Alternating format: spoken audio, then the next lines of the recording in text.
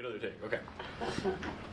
My name is Cody Simonson. We are here at the Sanderson Center for the Deaf and Hard of Hearing on July 19th. It is 1:55 in the afternoon. My name is, I think I said, Cody Simonson, and I work as an interpreter. My parents are also deaf, and I'm here to interview Beth Ann Stewart Campbell to go over some of the history of interpreting in Utah, as well as some of the experiences maybe as a child of deaf adults at CODA, and let's get started. So, Okay. Beth, can you introduce yourself? Tell us your full name. My name is Beth Ann Campbell, and Fantastic. Tell us the names of your parents and your siblings. okay, my parents' names are Thelma and Arnold Moon, Okay. and my mother went deaf at 2. Okay. She was born with measles, and then at 2 she German got measles or? I think German measles. We don't know. I'm not Okay. sure. I'm Yeah. not sure. Yeah. And at 2, she got diphtheria, and it closed the ears off completely. And my dad, I think they called it a blue baby, which I understand is not enough oxygen. And so, but I think he was born deaf. But my mother talked. I can understand her. Okay. Even out of the room, Okay. I understood her. Yeah. But my dad never, no. Yeah. He never talked. Interesting. Yeah. Yeah. Very good. Do you have siblings? I have a sister, Okay. and she's 3 years older than I am. Oh, interesting. Okay, so you're the younger. I'm the younger. Okay. So out of the two of you, was one of you the designated interpreter? Interesting. Yeah, she avoided the deafness. Interesting. She went to, she was an A student, Okay. and she went to college, and she was really strong in Girl Scouts, and so she avoided a lot that I was left with. And I think our personalities were so different. I was more feisty, you know, but my sister's very quiet. Very good. And so I was always called on by my parents to make phone calls for them, go to the doctor and things like that. Interesting. But with mother and dad, they wouldn't ever have a telephone. Okay. And so I had to go to the neighbors. Because they didn't want one? They didn't want to pay for it? Just Okay. didn't think it was important. Interesting. And so I went to the neighbors, and that was very embarrassing for me. Interesting. Because it was always their dinner time or something, and they could hear what I was talking about. If I Sure. called my aunt or uncle or something like that, and so hard. Yeah. So now I don't like the phone. I'm Yeah. not. I don't use a lot. I don't talk a long time on the phone. I'm just not comfortable anymore. Oh, that's interesting. Tell me about your parents. They grew up here in Utah? Did you grow up here in Utah? Yes. Yeah, Whereabouts? I was born in Murray. Murray. My mother lived in West Jordan. Okay. Her family all lived there. Okay. And my dad lived in Woodland. And then they moved to Hannah. Okay. And with my dad, he was the oldest of 13 children. Wow. My mother was the oldest of 7 children. Okay. And did they have any deaf? No. Nope, you're I only don't one. think it was Genetic or genetic, anything, yeah. you know, none of our children are deaf or have a hearing Same. problems, except Yeah. now I have a hearing problem as I'm getting older. But my dad, they were really, I think, resentful of the deafness. Interesting. But his mother was very good, but she died when my dad was 16. So they didn't start him in school until I think he was 5 or 6. And they would go to the buggy to Park City, then he'd get on a train and then go to Ogden. Okay. And he'd stay. He never went home except for summer. Yep. Christmas, he was always had to stay with an uncle or someone. Just like Harry Potter. Yes. Yes. And so, so he didn't get a lot of time at home with his parents. Interesting. And my mother, she went to school at 2.5. Okay. At the deaf school. At the deaf school. And she had a trunk. Yep. And had her full of clothes. And I think that, the older deaf people are very fussy about their homes, cleaning. Interesting. Where now I don't think it's that big of a deal anymore. But do you think that was because of like the dorms? I think the dorm and learning to have to do different duties and things like that. Interesting. That because like with my mother, I mean, we had to clean the walls 4 times a year, Yep. move the furniture every week. Mm-hmm. I mean, she was very fussy. Hmm. And her cooking, we had good meals, Mm-hmm. but limited selection of things Hmm. that she knew how to cook. And you think that was from the dorms as well? Oh, I'm not sure, but I think so. But we always ate good. Mm. She made bread, Mm-hmm. and she always, good cooking, Yeah. but not the variety Sure. was not there. Interesting. Tell me about your parents' jobs. Did either of them work? Did Oh, both yeah. of them work? What did that look like? What kinds of homes did they grow up in? Well, my dad grew up in a sheep home. They raised sheep. They moved to Hannah, and that's where Daddy would help take care of the sheep. And they lived in sheep camps. Mm-hmm. And then I think, his mother passed away when he was 16, and there were 8 children. And so my grandfather did not remarry till about 6 years later. And then he married a school teacher, and she was very strict about getting the kids educated and encouraged them to move to Salt Lake for social. Gotcha. Because there was no social thing when they were married, But I think my dad's, none of them learned sign language. Mm-hmm. Or my mother's, they had home signs. Sure. But my dad, they were very wealthy and very sophisticated and embarrassed. Mm. One time, my dad's sister, had a shower for her daughter who was getting married. Mm-hmm. And my other aunt called and says, "Do you want to ride?" And I said, "Well, what to?" I didn't get an invitation. My sister didn't get an invitation. And my mother didn't get an invitation. And I knew immediately that it was the deafness. And so Mother says, "Well, I won't go." I said, "Yeah, you're going." And she says, "No, I'm not." I says, "You're going." Mm-hmm. My sister wouldn't go. But I took my mother, and we got to the door, knocked on the door, and my aunt came, and the expression you could tell, and she introduced us to the other mother that would be the mother-in-law, and she said, "Oh, this is my sister-in-law. She's deaf, but we love her anyway." And that really bothered me. I've never told her about it, but it's always, I'm resentful to her because of the way they acted. Yeah, that's interesting. Yeah. Yeah. One of the cute things with my mother, she was pretty funny. She was an avid reader.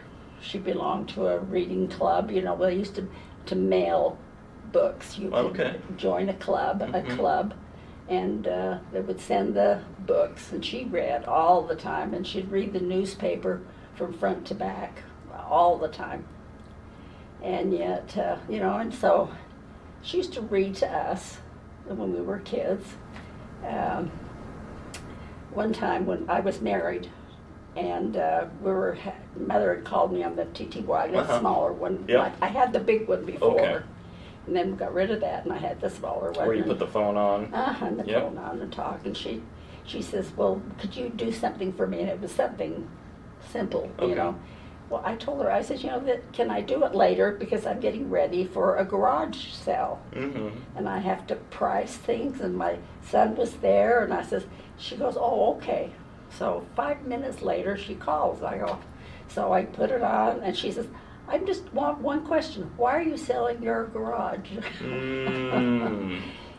Cute. Yes. To me, that was funny. I've never forgotten that because it's interesting. Yeah. And so she was so excited, and they brought their lounge chairs, and they watched the people buying things.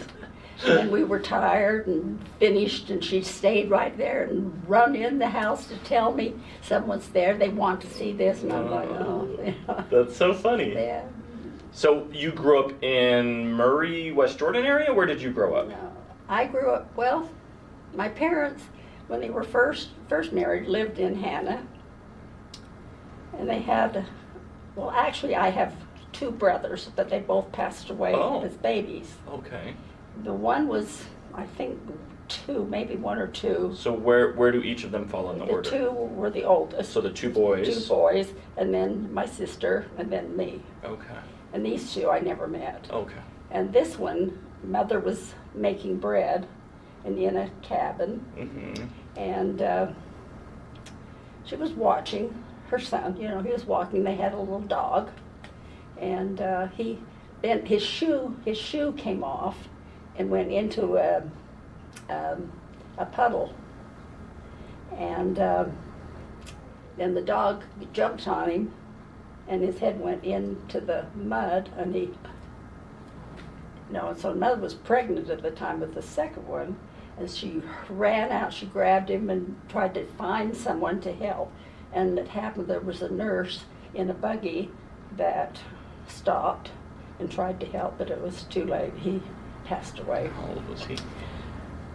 Maybe 1 or 2. I think a little older than 1, so probably close to 2.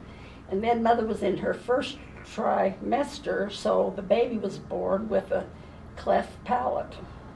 And so that would be the second brother? The second one. Okay. And so he was in the hospital a lot, surgeries and trying to improve, but at that time he ended up passing away. And my mother, she felt bad.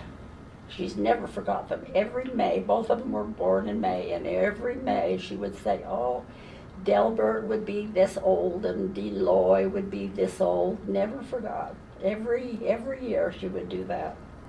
But he passed away too. And she was almost thankful because she was afraid people would make fun of him because of having deaf parents and then the cleft palate, so she thought maybe that was best. Interesting, but then they decided to have 2 more, in spite of maybe being embarrassed. Yeah. Interesting. Oh, yeah. Yeah, my mom prayed that none of us would be deaf because she didn't want us to have as hard a life as her. So it's kind of interesting, kind of a similar... Well, my mother told me that she didn't want children, and the only reason she did was because my father's family was very strong, Willis, Morton, and that was expected of you. So that she says, and so I finally says, well, why did you have me? She says, so you could help me, so you could interpret for me. And that made me cry. I felt bad. Oh, interesting. She never knew. I never was really embarrassed. People always say, well, were you embarrassed? I don't remember being embarrassed with the deafness. I don't remember. I know kids didn't come to my home. I always went to their home. And but I felt normal. That was the way life was. And it didn't bother me. But then I started thinking, I never told my parents about back to school night. I never told them about daddy-daughter date. So those things I avoided. So I was embarrassed, but I handled it differently. And it was years and years, 30 years later, that I learned that through other people and working and finding out. And I know we had a senior citizen every month at the deaf center, and my mother That would have been the one in Bountiful? In Bountiful. Okay. And I guess she was with the senior citizens and they were talking, and I think some of them said, well, their children were embarrassed, da-da-da. So she said, well, my daughter was never embarrassed. So she came into my office and asked me, and I went, so I finally said, yeah, I was. And that was the first time that she knew that I was embarrassed. But I never felt it. I never cried. I never felt it. It was just the way it was. Interesting. Now, we know that you have kids. Do you think that, I'm sure they've been embarrassed of you as a mom from time to time. I'm sure. How do you see, I know you're not in their brains necessarily, but how do you see their experience being embarrassed of mom or dad different from your experience being embarrassed of mom or dad? I don't think they were the same. Well, they didn't like me being a homeroom mother or something like that. Why do you have to come to school, something like that? But I think that's normal. Sure. You know, but they all learned to sign. Okay. And they really, and you know, because of the deafness, I think they were never bullies. They were very concerned and worried about handicapped people, children that were not the same, you know, and so I think they learned those things from having deaf grandparents. Interesting. And have any of them done anything like interpreting or signing? My sister, no, my daughter, she was at BYU, and so they had a class of deaf kids, and so she applied, and she interpreted for these, helping with reading and things like that. So she did work with children, and she signed. And all the boys knew signs, but they just didn't. She's the one that. Okay. So the girls. The girl, the one. I have 5 boys and 1 girl. Okay, and she's the one who really kind of took after it. Okay, interesting. But they all just loved their grandparents. Sure. There was no embarrassment. I just don't remember that. But the thing I found out later in life, you know, I think people come into your life for reasons, and then you don't see them again.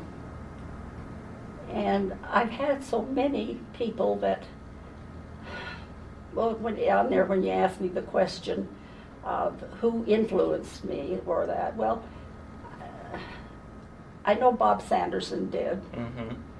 He trained me, and I was very lucky for that. I mean, I'm really lucky for that, because most people just, I mean, I had to, well, I'll get back to that, well, you know. No, that's perfect. That's perfect. You know, as far as embarrassment and things like that, to me it just wasn't. But it's interesting because none of their own sisters and brothers never learned to sign.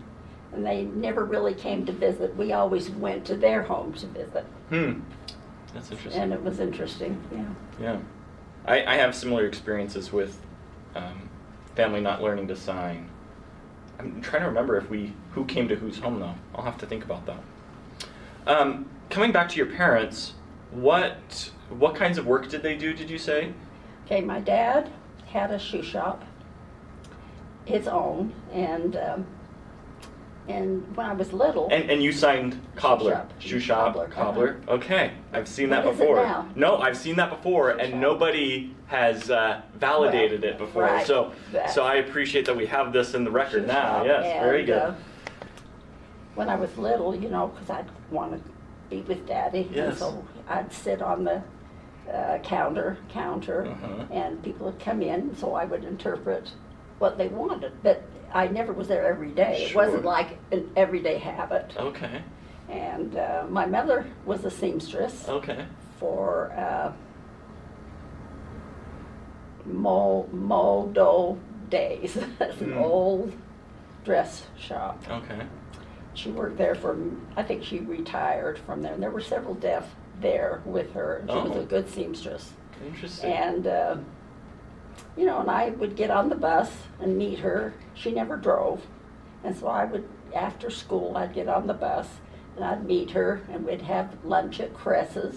Okay. And then go to a movie. but she never asked me to interpret for the movie. Hmm. She'd just say, well, now what did that mean? Or something, and they were just little things. Abbreviations, but I was never asked to do that. Huh. And same with the TV, they never, of course now it's captioned, it's entirely different, but. Fantastic. Tell me about, if I may, the shoe shop for a little bit. So it was his own shop. Did he have other cobblers underneath him that would work there? No, he just had his own by himself. And then, when it was too expensive, it was cheaper to buy new shoes. And throw away. Yep. So then he changed and worked at Hillfield, fixing brakes on planes. Okay. He retired from there. Okay, interesting. Fantastic.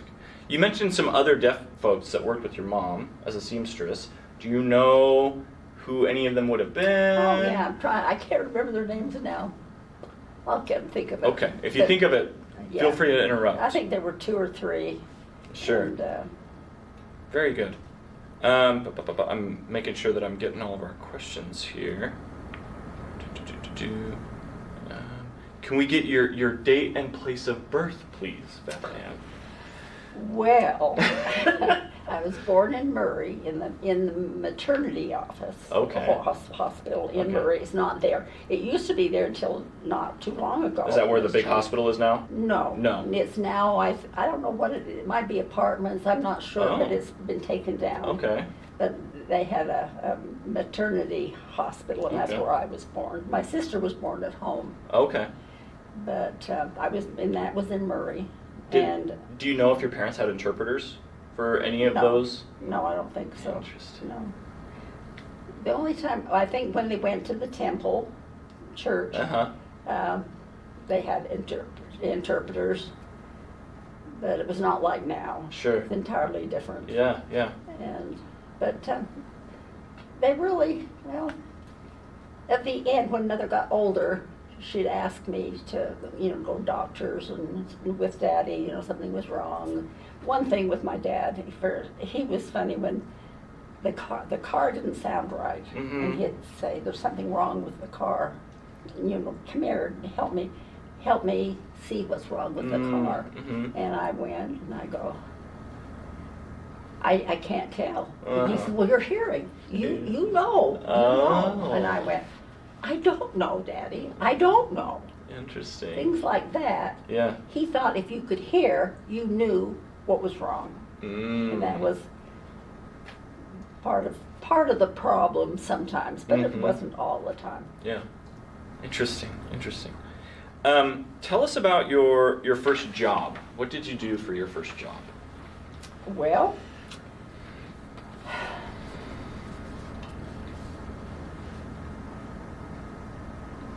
Well, they had a conference, and they sent letters to deaf people and asked for their hearing children's names. See, I never worked because I had 6 kids. And so Mother brought this letter and wanted me to go and learn about interpreting. And so you had already had 6 kids at this point? Oh yeah, I had 6. Okay. And so anyway, she says, "Just go." And I went, whatever. So I went. I was just at awe. I couldn't believe what I was seeing. And I thought, oh my goodness, oh my gosh, I can't believe this goes on, and because it's so different than just speaking with your parents and signing to them. It's entirely different. And so interpreting, you mean? Interpreting. Okay. Oh yeah. So when of course I signed up. And was this a conference here in Utah or in Utah? In Utah. And okay. Bob Sanderson had set it up. Okay. Do you remember what the name of the event would have been? Oh. Okay, that's fine. 30-something years ago. Yeah. No, I don't remember. And do you remember when it would have been? No, I don't No, remember. that's okay. My youngest was probably in the 1st grade. Okay. And he's 62 now. Okay. So I don't know. I'm not sure. It was just a meeting, Yeah, I don't know. okay, Didn't okay. matter. Anyway, so my name was on the list. Okay. So this is Utah Codas. No, it was never called that. Oh, okay. But that's who was invited. Right. Okay. But But that was Bob never- was presenting or leading the meeting of some kind. Right. And so, surely, I was married before. Okay. This is my second marriage. Okay. Okay. My first marriage, I was married to a police officer. Okay. The Salt Lake City police officer. And so He was a sergeant. are kids a All- mix, or all of the kids are all with second him, husband? The first husband. Oh, with the first husband. Okay. Okay. And he called me one day and said he felt really sad. He says, there's a deaf man they arrested, and they're really mean to him. They've chained him up and won't let him shower, and really felt bad about it, and asked me. Because at that time you were divorced? No. Or no, we're you were still married. together. Mhm. So my in-laws are deaf. Right. So I have a little bit of, okay. Oh, yeah. And so he asked me, and I said, there's no way I can do that. So I called on the list, several names, and all of them worked. And he says, well, you can do it, and I went, okay. So I went and I asked the judge, I says, can I have time to talk to him to see if he understands me and I understand him? And the judge was very nice and said yes. So we sat together. I told him he needs to take these off and off his legs, and so they did. And so I sat with him and talked. We understood each other okay. So then the judge asked him why and what happened, and he says he lived in Colorado, and I think he was in an institution somewhere. I'm not sure, but he was out because of his age, and he had some money, and he had a bus ticket, and came to Utah, and he went into a bar and got drunk, and took a rock and broke the window, and so he was arrested, and so I told the judge this, and he asked him some questions, and he says, I will pay for it. And the judge said, if I send you home, I'll give you a ticket to send you home, will you send the money? And the guy said yes, and he did. Later, they got the money, and he did it. I've never seen him again. So was that your first interpreting? Experience. Not for mom and dad. Right. For somebody other than mom and dad. That was your first experience. My first experience. And it was in the courtroom. Did you go down to the police station and interpret down there too? Or? No, he was already arrested. Already arrested. And it was just appearing before a judge. Okay. My husband had told me he's going to be there, so I thought, oh. And I was nervous mostly because I was afraid he wouldn't understand me because my signs were not skilled, I was not an interpreter. Sure. So, but we understood each other. And, but I was really pleased that he went home, and they paid for it for him to go home. Okay. And he sent the money. Did they pay you for interpreting? No. No. Interesting. And I didn't ask for it. Sure, yeah. It was no.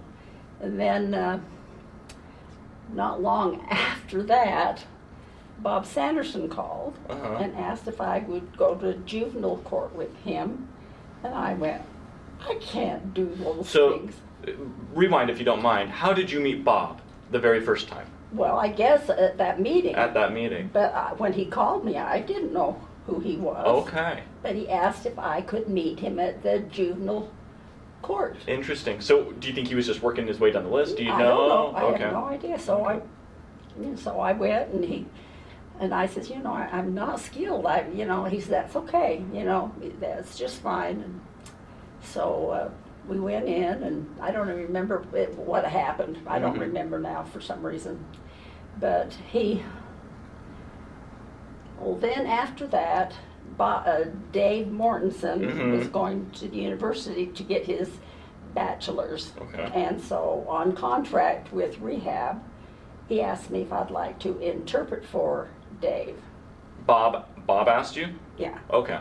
Because he was head of the rehab for the deaf. Sure.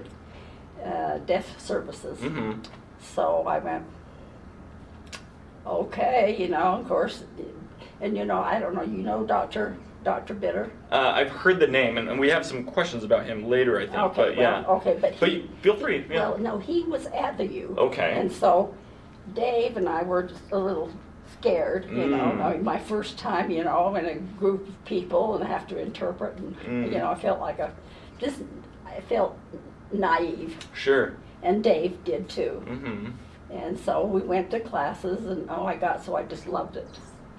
I just loved it. And then later, Bob. Well, if I may interrupt, what did you love about it? What did you? I guess the education. Interesting. And the interpreting, Sure. being with Dave. Yeah. And it was, I don't know, I just really enjoyed it. And you were alone? I was alone. You didn't have a partner and you went back and forth or anything? No. I So- never had that. Interesting. Never. Never? Never. Wow. And so then later, I think I'd gone to maybe I don't know if it was 2 years with Dave. Okay. But it seemed like a long time. And then Bob called me and asked me to come in to visit him. So I went in. He wanted to hire me full time. And I said. And how old were your kids at that time? Well, I think my youngest was in the first grade or second grade. Okay, so this all happened pretty quick. It wasn't over the span of, no, 10 years or something. No, okay. no, very fast. And I just said, well, will I still be able to go with Dave? Because you loved it. I loved it. Mm-hmm. And he said, no, you'll be too busy. And I just went. Interpreting for Bob. Because that's what he was offering you. He was offering me, they did a job description. Okay. To fit me, Interesting. not me fit the job description. Sure. Interesting. Because they've never had one before. Yeah. So, and I had to think about that because I really, really liked being at At the the college, yeah. And so finally I thought, well, you know, maybe money. They did pay me for that because I was on contract. Okay. Through VR or yeah. whatever. Okay. So anyway, so I was hired, and Bob was. Well, I would go to meetings. That was my first responsibility, was to be his interpreter, and I'd go to his meetings, which were like 8 hours a day. By myself. But it was wonderful because, you know, if I didn't know a sign, he would say, now don't worry about it. If you don't know, I'll tell you, you know, just sign it to you. And if you can't keep up, drop it and start again. Yeah. And, you know, and I gradually, pretty soon I could start keeping up. Yeah. You know, gradually, and and then I'd learn more signs, and that's how I was trained. And it was fabulous. I mean, it was fabulous. I was really blessed to have him as my trainer. Yeah. Tell me about, so do you remember what year this would have been when Bob first hired you? Must be, oh my gosh, I'd have to, if I'd known, I'd look these things up, but I don't remember. That's okay.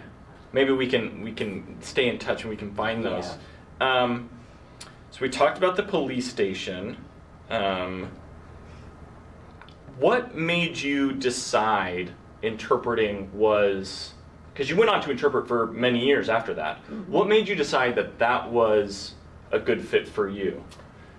Well, when I started working with Bob, of course I wasn't in meetings all the time, so I was then called to interpret for other people in the communities. And because people started learning that VR had an interpreter. And the first thing Bob did was tell me, I want you to go to these companies and talk about deafness and try to get them to hire deaf people. And I'm going, and I didn't want to embarrass him. I didn't want him to know that I didn't know what I was doing. So I pretended that I knew, and I thought, well, I know more than they know, so, you know, why not? Yeah. You know, I was pretending. I'm in a play. Yeah. And I went in and I'd talk to businesses and things like that, and just different places. And that was hard. And I'd cry. I'd sit in the car and cry I go, I can't do this, but I can't go back and tell Bob I didn't do it. I can't do that. I'm so embarrassed. So I just went in and did it. Tell me about your relationship with Bob. Was it you were intimidated by him, I can't go back and tell him? Or was it, No. I don't want to disappoint him? Right. Or, It okay. wasn't, no. Interesting. It wasn't, it was, Yeah. I just, he gave me this job, like, you do this. Uh-huh. And I felt like, okay, it's my job. I've got to do Yeah. it. Interesting. You know? But it wasn't embarrassing. Sure. You know, It was just, you didn't want to go back and disappoint him. yes, because Interesting. it just hired me. you Yeah, know. yeah, So that was an experience. yeah. It wasn't my favorite thing to do, but it was That's okay. interesting. That's interesting. And then pretty soon, clients would come in, and, Uh-huh. and then pretty soon I started doing a lot of it. And then you would go with them Oh, yeah. and interpret interviews or I did a what? lot of court work. I Oh. did medical. Of course, you want me to talk about some of those? Sure, yeah. I mean, we don't have to get specific about Oh, I so-and-so's won't. Oh, medical no, history or anything, no, but... No, I would never mention names. Yeah, yeah. But So to be clear, VR is paying you a salary. Just a salary. Okay. Right. And Bob would dispatch you out into the community to Yeah. interpret for... or pretty soon they just started calling me Oh, individually. okay. Because they started knowing me, Mhm. And of course, then before that, UAD wanted me to be the secretary with the UAD. Mm. So for years and years and years, I was on the UAD board as the secretary. Hmm. Why did they want you for the secretaryship? I don't know, remember, I don't know. Okay. They just did. Yeah. It was Bob Sanderson and, who else? Can't even think of their names. Peter Green and Dave Mortensen. Mhm. Anyway. Yeah. And so I did that, and I really enjoyed it, and I did that for many years, and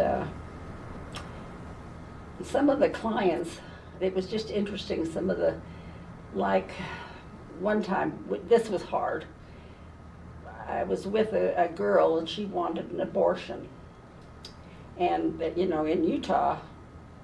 And so I talked to Bob, and he didn't really help me out. He just says, well, you're interpreting, that's all. Mm. So I felt like, oh, okay, So I went with her to Planned Parenthood, Mm-hmm.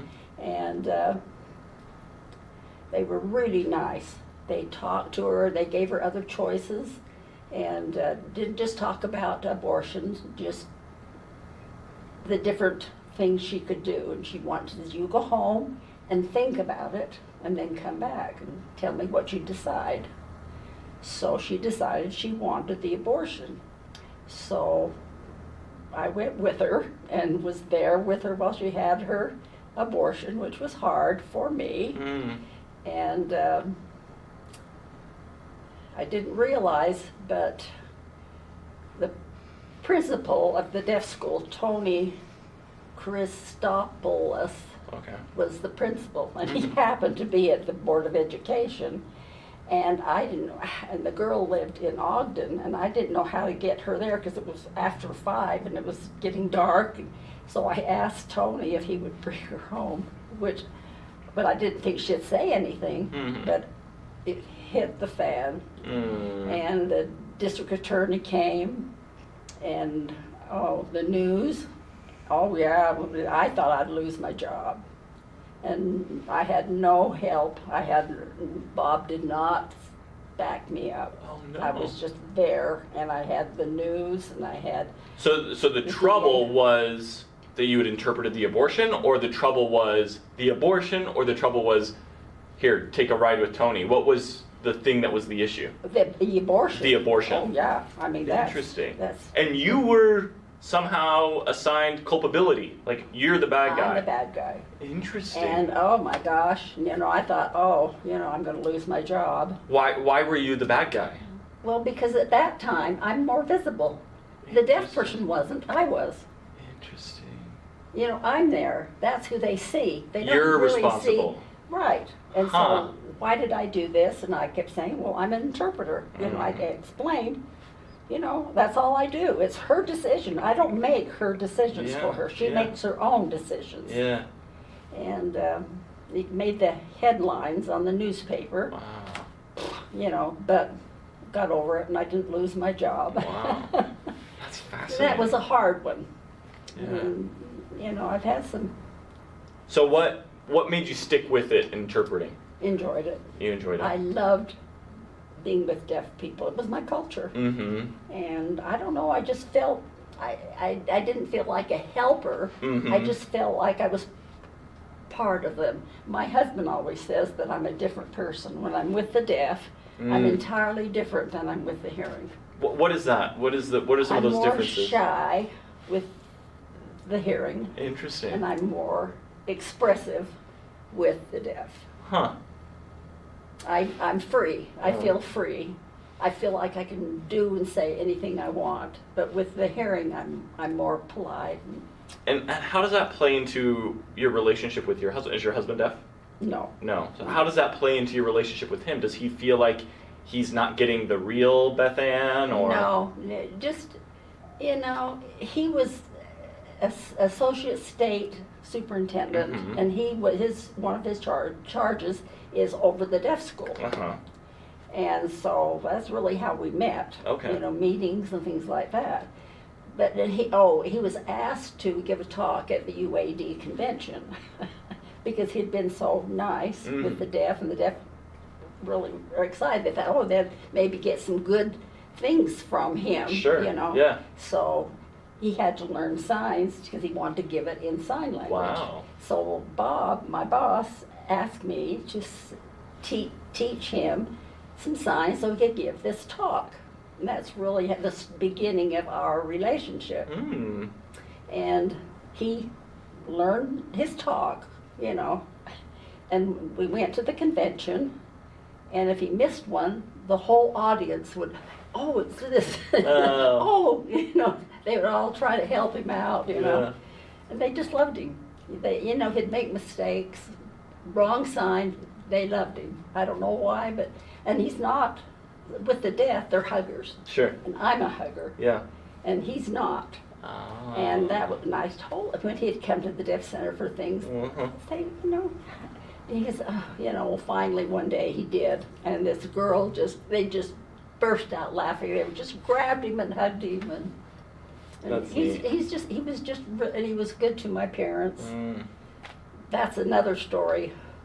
When I got divorced, my parents were going to kill themselves. Oh. I mean, because I was embarrassing them. People will think they can't raise children. And that's really why I married my first husband, because they wanted me to. Because because Wayne could sign a little bit. He learned it from me. That was your first husband, Wayne? My first husband. Okay. And people kept saying, don't do it. I was 17. And I worked after school at a daycare, and the woman that was in charge was really nice. We got pretty close, and she told me, don't marry, don't. And I said, well, I have to, you know, my mother wants me to. And so I did, and that was the biggest mistake of my life. Not my children, but it was a hard, How many years were abusive. you married? About 19 years. So I had 6 kids in 6.5 years. And I'm sorry, I didn't mean to interrupt you. Probably the most important part, you said something about abuse? He was abusive. And to the children, too. I can forgive him for me, but I can't forgive for my children. So, but finally, I had filed for divorce, and it took me 2 years to go through with it because I was afraid, because his temper and his abuse, it scared me. So, and I happened to run into my lawyer, and it had been 2 years later, and he goes, I was looking through my files. You have not followed through. And I said, well, I'm scared. And he said, you're already in prison. You are already there. You need to put horse blinders on and just look forward and do it. So I did. I called him, and we met with the judge, And most of the time, you have three months after, I was that quick. Divorce was over. Wow. That quick. And then my husband called me and says, oh, we could have worked it out. We could have done this. And I just, and then I told Bob I had to go home. I was crying, and so I got in my car and. So you were working for Bob at the time? Mm-hmm. Okay. In the state office, which is not Bountiful. It Okay. was in Salt Lake. Okay. And I was driving home, and it was on 7th East, and I was coming this way, and my husband was coming this way, and he had a girl in the car with him. And I looked at that, and I went, I'm not wrong. I did the right thing. And that was that day? On that day. Mm-hmm. Yeah. And so then, how many years until you met your second husband? About 2.5. 2.5, okay. We were good friends. Okay. For a long time. Okay. And he had problems with his marriage. He'd been to counselors. He was a stake president. Oh, okay. So, but, we really had a good marriage. 44 years. And is he no longer with us? He passed away 4.5 years ago. My condolences. And I miss him. But he was great with the deaf. And you said 44 years together? Very good. Yeah. And so when you married him, how old were your kids? Well, And his name is it Jay. Jay? Okay. They call him JJ. The deaf Jay, okay. JJ. Mine BA, and his was JJ. Okay. And well, I think at home I had 3. The other 2 were out. Okay. And then my last boy was in junior high, and my girl was just going to start high school. Okay. Then this one didn't stay that long, didn't get along. We didn't get along, and so he went and lived with his dad for a while. Just, but whatever, but just the 2, really. Most of the time it was the 2. And all this time you're living in Salt Lake Valley areas? In Holiday. Holiday. Yeah, we have a condo. Okay. We bought it when we got married, Mhm. so it was ours, not his or mine. It was ours. Okay. So. Good for you. And that's where you still are? Mm-hmm. Good for you. Yeah, so I've been there 48 years. Wow, good for you. Good for you. So it sounds like there was a interpreting conference in 1964. Would that have been that meeting that you talked about? Yeah. Okay. And then you mentioned how we talked about decades of interpreting. How many years would you say you worked as an interpreter? At least 30. At least 30. Oh yeah, and I didn't do a lot of church Sure. interpreting because Uh-huh. I was busy with other things. I Sure. did. Now, like, there were some that just liked me, Okay. and so they would ask if, maybe the son was going on a mission Uh-huh. or Yeah. something like that. And so they'd ask me if I would interpret for that. Mm-hmm. And so I say sure. So I would go. Okay. Nobody paid me. Sure. I did all of that. Yeah. I just didn't want that. Yeah. But they sometimes they'd give me potatoes, Sure. and carrots, things Yeah. from their garden, Mhm. things like that. A little But- goodie bag or yeah, something. Oh yeah, they were just so sweet.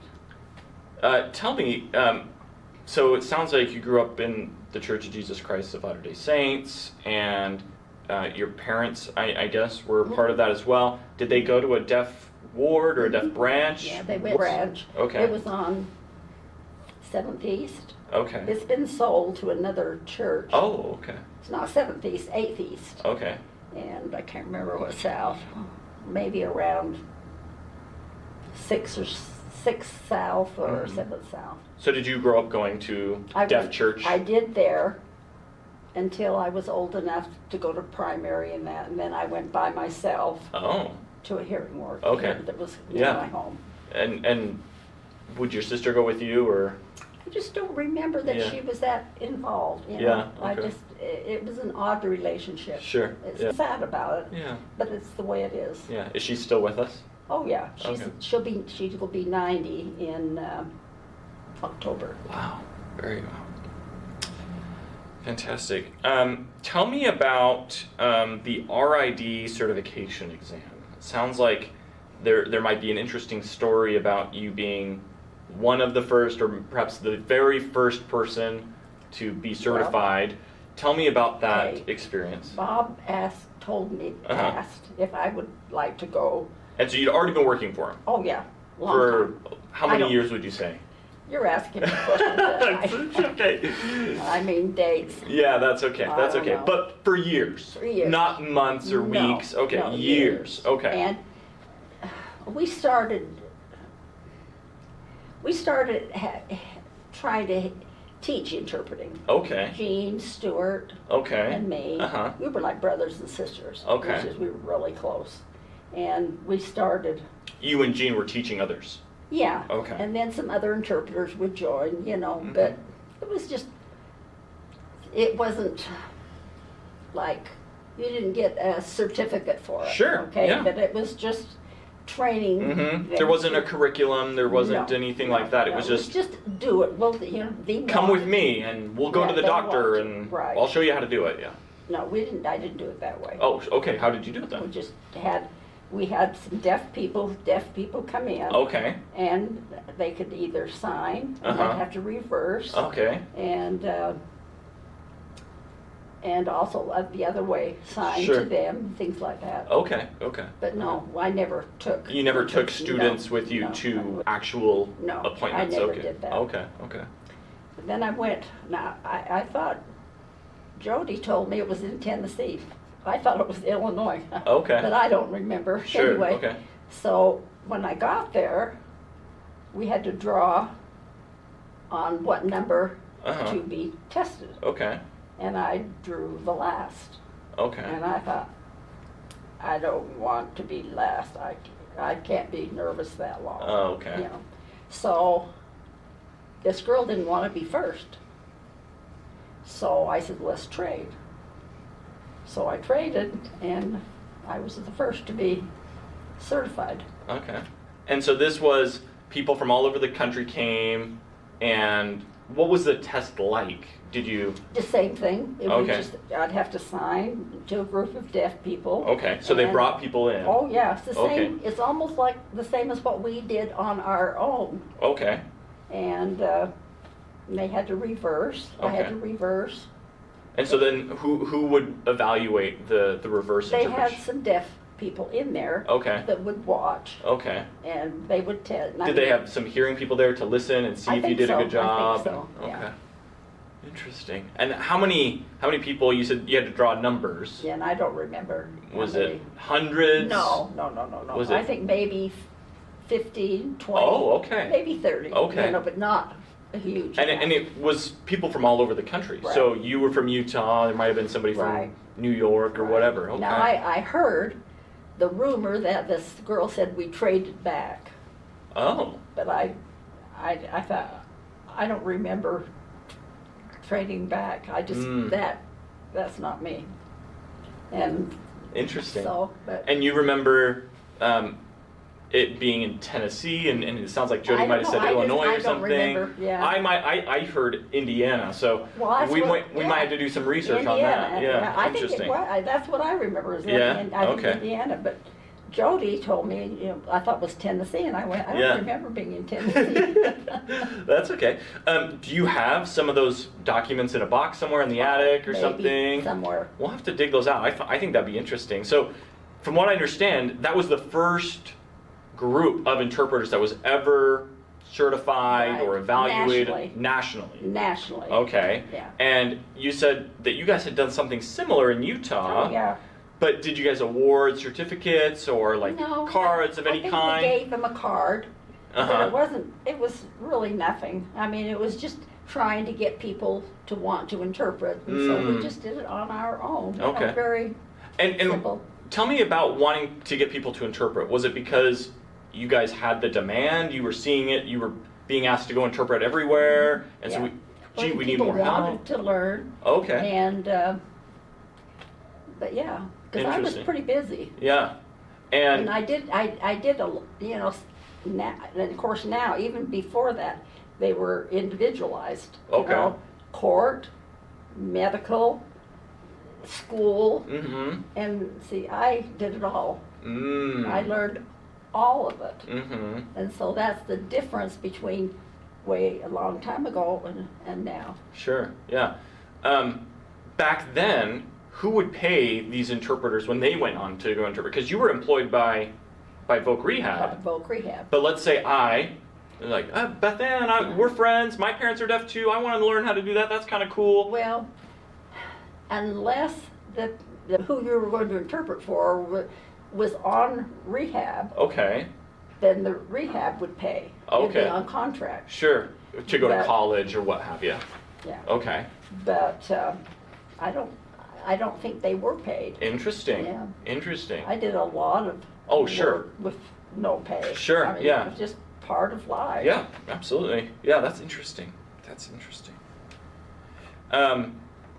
And so Bob is the one that really encouraged you to take that first certification exam, right? Oh yeah. Oh, And yeah. and did VR pay for you to fly out Mhm. there and put you up and all of that? Yeah. And his sister was deaf. Okay. And she taught in California some class, and so I asked if I could go there. I really liked her. Okay. And so I went to her classes one time. And what did she trained teach on? Sign language. Sign language, linguistics, Yeah, type stuff. But it was fun. Interesting. Huh. When you were first certified, I don't know if you know this now, but a lot of interpreters, you have to collect your continuing education, your professional development, and you track your hours and to maintain your certification. Back then, what did they do? How did they make sure that you were still good and that you didn't go off the rails? I don't think they didn't have did. anything No, like that? no. One time in court, Uh-huh. they asked me what my certification Your or what was credentials, my credentials yeah. were. And I just told them that I was nationally certified. Mm. And that was okay, but that's the first judge that's ever asked me that. And how many years into your career was that, would you say? I mean, ballpark, I mean, Maybe 15 years. okay, 15 years. interesting. Yeah. Before anybody said, hey, what's this? Interesting. No. Interesting.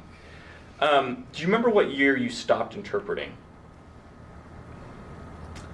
Well, I guess when I retired, Okay, which was now about 22 years. so that would have been 2001, Something, 2002, something like that? Mhm. How did things change? So the ADA was passed in 1990. So you were interpreting before that and after that. How do you have any discernible, like, noticed a big difference before and after, or? The only thing, and I know some because things have changed. Sure, yeah. But for me, I don't like the half-hour interpreting Interesting. because it takes me that long to warm up, Mm. to connect with the speaker, Mm. get his personality Sure. and the feeling, Uh-huh. and it takes me about that.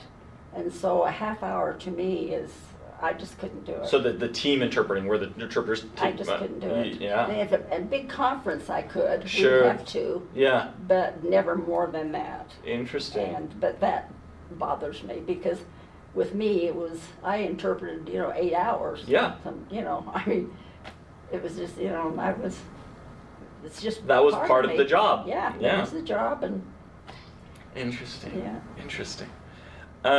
Okay. We have a question here about the Utah Registry of Interpreters for the Deaf, which was organized on October 5th, 1968. I can't believe you have all these Yeah, yeah. days. Tell me about, it sounds like you might have been involved in that being formed, and tell me about that experience. What was that like? And It was, like I say, we just had a group and we did the training and Mhm. we had the testing. okay. It was the So that same. was that organization that you were it. talking about. Oh, yeah. Okay, okay.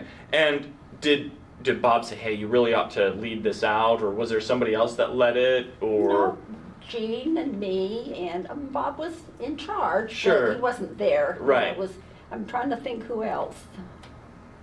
We had several. Okay, I can't remember. I know Jean, and we were mostly the ones in charge. okay.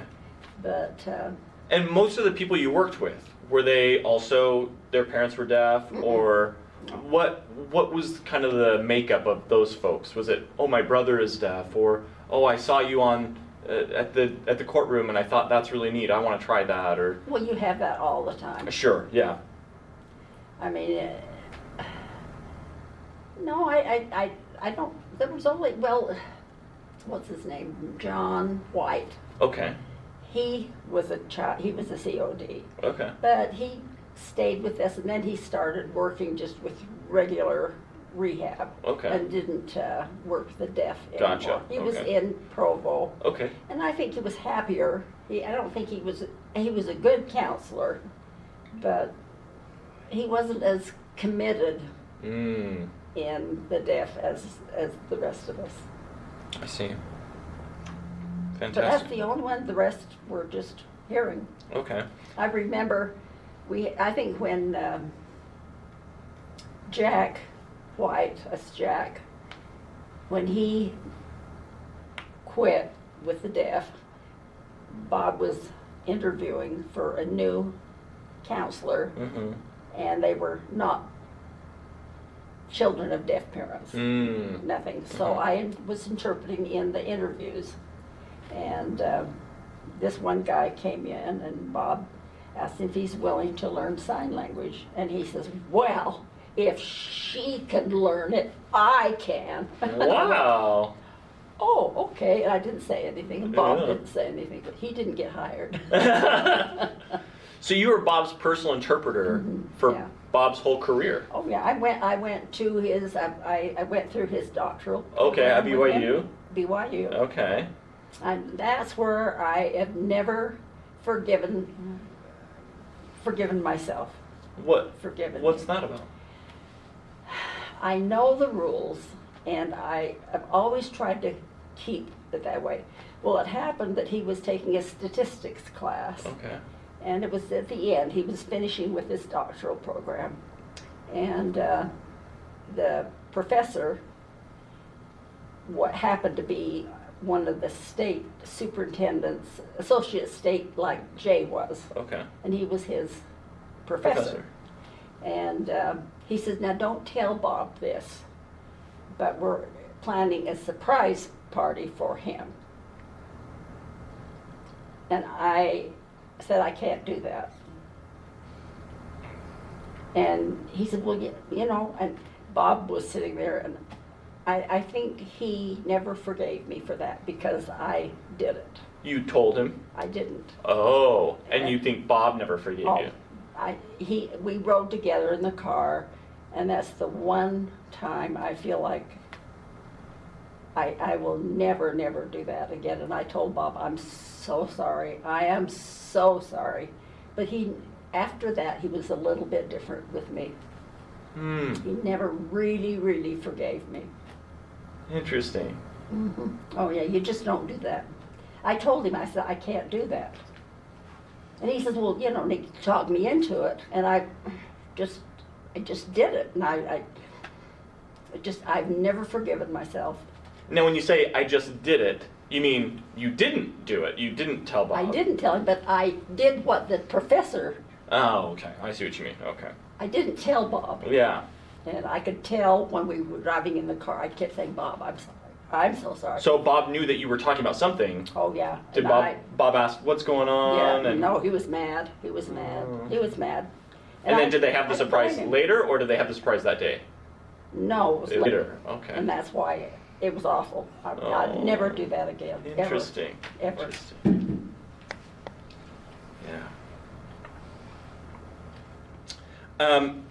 So it sounds like that Utah group, you and Jean, that Utah Registry of Interpreters for the Deaf, it was a standing, and then it kind of closed at a time. It discontinued or whatever. What did that? Was there a story there? Or was it just it kind of fizzled out? Was it? Well, I think, I shouldn't say this, but I think ego plays a big part of interpreting. Mm. And I think they learn to sign, and because people look at them and they're fascinated. Well, okay, for example, like my doctor became a mission doctor. Okay. So he would help missionaries Okay. with health problems. Sure. Well, he called me one day at home Mm-hmm. and said, you know, this boy has carpal tunnel. I don't know the sign is for. I do carpal tunnel. Carpal tunnel. Carpal tunnel, yeah. Carpal tunnel. And I said, well, you know, I'm not a doctor, but I said, it's odd because I don't know of many deaf people who sign all the time, and interpreters, I've never seen any that I knew of that had carpal tunnel. And so I said, I don't know. I said, I'm concerned that he was not getting the attention from others and telling him how wonderful what he's doing and all of that stopped because he saw him on his mission all the time, and it was nothing. And once that happens, they lose interest. I think ego is a lot of interpreters' problems. And so you're saying that somebody's ego, they became the leader of Utah Registry of Interpreters for the Deaf and became problematic, or? No, they just. Or I don't need to go to the group meetings where we train, or I'm not quite sure what you mean. We had some training, and oh my gosh, some of these people just, I mean, they would fight to interpret, you know, we'd take turns. And I mean, they'd jump up there, it's my turn. I mean, the ego part bothered me. Interesting. It was not like interested in deafness. Okay. It was me signing and look at me, look how wonderful I am. Interesting. Yeah. And so that led I to. think CODA they don't have that. I'm not sure. Well, I think I've seen what you were describing here and there. Right. Yeah. But I don't know if children of deaf parents are that way. I don't know. That's a good question. 'Cause I know Betty, and she's a child of deaf parents. She's married to a deaf man, and she's not that way. And Madeline, she's not that way. And the ones I know, they just weren't that aggressive to almost jump on the table to interpret. I mean, they'd argue, you know, and excuse me. No, you're fine. So I asked about how that led to URID kind of closing. What's the connection there? I don't think it did. Oh, okay. I mean, I really don't. I don't remember that we just went on, you know. Okay. But there was a point, though, because now they call it UTRID. Oh, do they? Yeah. So from what I understand, I don't know the full history, but I think URID closed, and then UTRID came about later. Do you know anything about any of that? I think all that happened after I left. Okay. I don't remember going to URID meetings and things like that. I don't think it was that active. Okay, it wasn't maybe that formal. No. Interesting. Okay. Okay, we have here a question about Channel 4 News, and then Channel 4 News, and you interpreting for volunteer interpreting. Yeah. It looks like. How did that come about, and why, and what's the story there? I don't know the story. I just see a. Yeah. Well, I think someone from the news on Channel 4. I think they approached me and asked me if I would do that. Okay. And it was small. Okay. You know, and and it was fast. And so I felt like the deaf were not getting that much from it. Interesting. But I thought it was a good example of sign language and opened up the door of sign language that people, because this was so oral, this area was so oral. And sure enough, you know, when it started, we had a new boss, Dr. somebody. Anyway, the deaf oral, they came with a big meeting. Would it have been Dr. Bitter? Dr. Bitter. Okay. And a group of hearing parents with deaf children. And they came and demanded that I stop, not do that. And how long had you been doing it? Oh, Well, that happened when I first started. Then it wasn't that much longer that they complained. Okay. Oh, Dr. Rigby was Okay. our boss, and so we thought that was Bob's boss? Yours and Bob's boss. Okay. You know. And therefore your boss, yeah. Yeah, but we thought, uh-oh, he's new. Uh-huh. Is he gonna support us? Uh-huh. You know, so we were worried. And they all complained that, you know, da-da-da-da about Channel 4 and da-da-da, they shouldn't have her on there. And what was their main objection? That it was... Sign language. Just that it was bad? Sign language is bad? Or, See, I'd go to meetings with Dr. Bitter and Bob, and they were... Dr. Bitter didn't like me. I mean, he knew Bob could talk, and Bob refused to talk. He would never talk with Bitter, never. Interesting. And so he demanded that I not be in those meetings.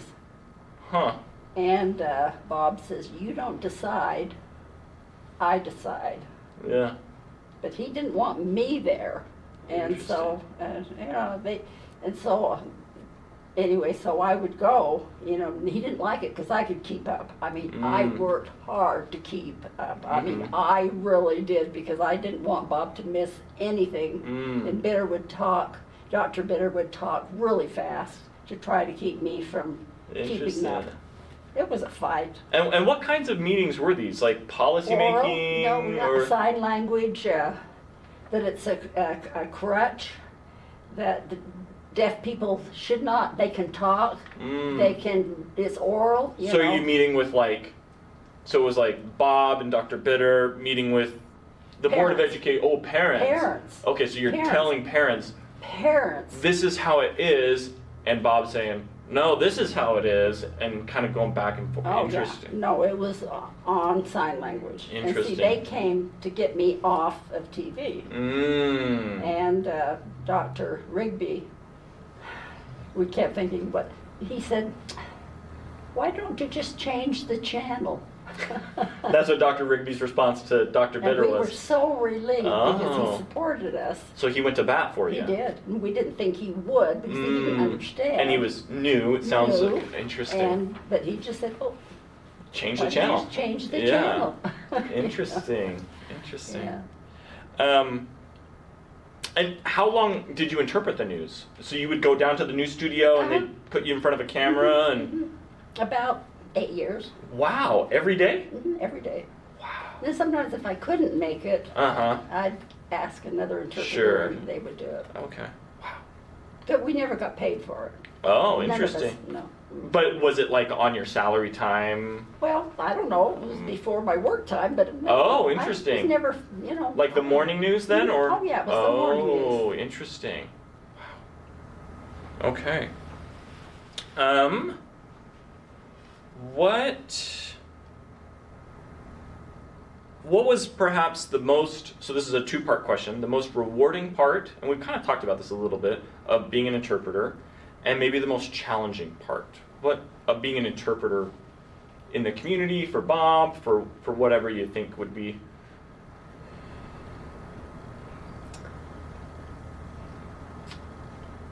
I think I just liked to be with deaf people. It was my culture, and I always felt like, you know, the need, you know. I mean, I like, we made not mistakes, but we did some bad things to help with the oral total thing. And there was a woman in the state office who had a doctor's degree, and she and I became good friends. And the deaf were going to picket the State Board of Education. So she gave us the poster paper and the crayons and all that, and we made the posters for the deaf to picket the Board of Education. And did you know about that? No, we didn't know anything about that. And they all felt sorry for the deaf. They'd take them out hot chocolate, and it was fun. It was fun. I mean, the fight in some ways was fun, you know, but I guess just, you know, there were times when, you know, you're not always liked. some people get angry at you, or, you know, they like you, or some don't like you. And that's And you meaning deaf people. deaf people, clients, customers. Yeah, I had one girl that she wanted to sleep with me. Hmm. And I didn't know how to handle that. Yeah, that's a new one for me. So I asked Bob, and he said, well, why don't you call the psychiatrist? Mm-hmm. And we knew him, and so I called, and I said, do you want me to just give it to someone else? And he said, no, I want you to stay with her, and I'll help you talk to her and try to help her. But, you know, she said, just once. And I says, no, I don't do that. Mm-hmm. And then finally she went to Valley Mental Health, Mm-hmm. and the counselor there did not help her. She committed suicide. And that was sad. I felt really, really bad about that. That's too bad. So, you know, there's some sad parts. And then one time, this is really cute. This one woman, or I don't know if her husband was involved, but they had 4 kids, I think. And the Board of Health Mm-hmm. wanted me to go to their house with them because they said they're keeping the dead dog in the freezer. Oh no. And I went, yeah, right, yeah. And I thought, something's off here, you know, so I went with her, and sure enough, the kids were terrible. I mean, they were jumping, they're swinging off the doors, and I mean, and I finally took the kids, and I said, you're going into the bedroom, and you're staying there till we're finished. And I pushed them in there, and I said, you don't come out until we're finished. And sure enough, she kept the dog in the freezer. The nurse said, well, why? And she said, well, he was hit by a car, and the kids feel bad, and they want the dog. So and then she'd take it out of the freezer every day, and then pet the dog, and then she'd put it back in the freezer. Oh my goodness. And the nurse says, you can't do that. Yeah. You have to get rid of the dog. Oh my heavens. So it was true. I thought, oh, I'm going to go there and find out that's not true, but it was. So that was the most rewarding part, is the different things, the fun, the fight, the cute stories. Mm-hmm. Yeah. What was perhaps the most challenging part of it? Affecting maybe your marriage or your family or you personally? Or Well, it was hard because I had 6 kids, and we didn't have cell phones. Cell phones? Yeah. We talked about that sign today, yeah. Yeah, we didn't have that, so there was no way to contact, and so that was hard. And because I worked full-time, and many times I had to go things at night, you know, so. But I guess there's some that are sad. I'm trying to think. I think the hard one was with Bob when I went with his doctoral program, and I felt like we had lost part of our relationship, and that really bothered me. And then with the UAD, that's been really hard. I was the only hearing one on the board. The first time they've ever had a woman, well, not a woman, but a hearing person on the board. And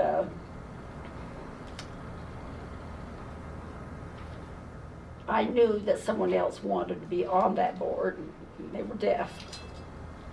And so I went to the meeting, and they picked him over me. And that really, it hurt, because I feel like I supported them.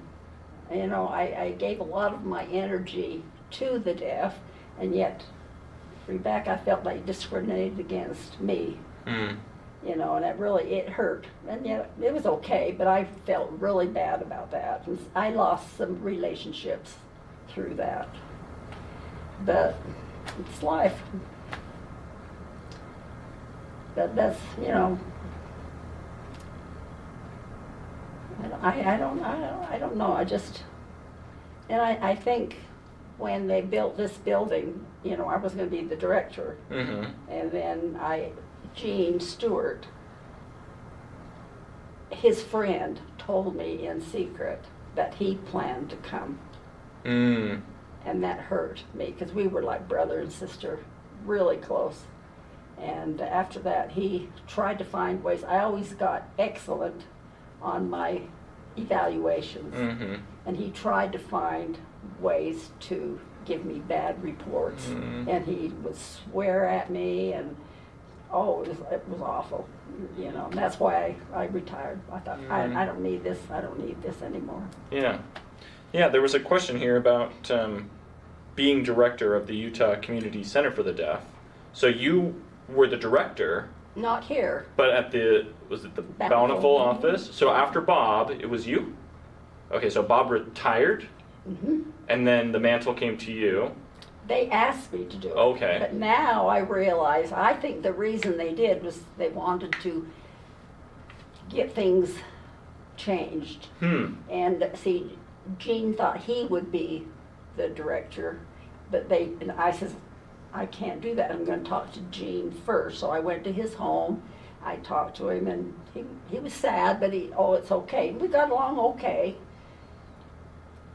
Why did you feel like you couldn't do it? Because I didn't want Gene to feel bad. Oh, because you knew he was gunning for it. Right.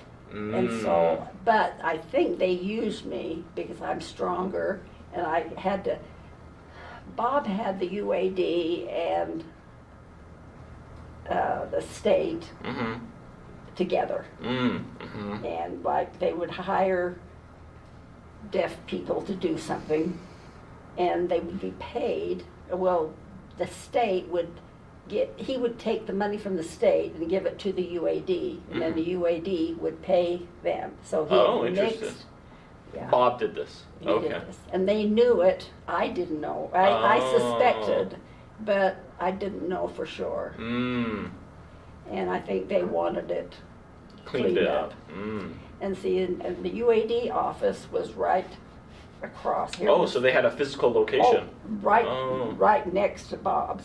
His was here, and then the UAD was there. In a separate building, or? No. Same building, but just down the hall? No, just across. Oh, just okay. Across. And they worked together.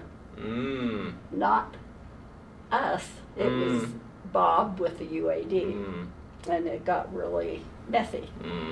And I was ordered to move the UAD upstairs. And Val was the secretary of that, or whatever she was in the UAD.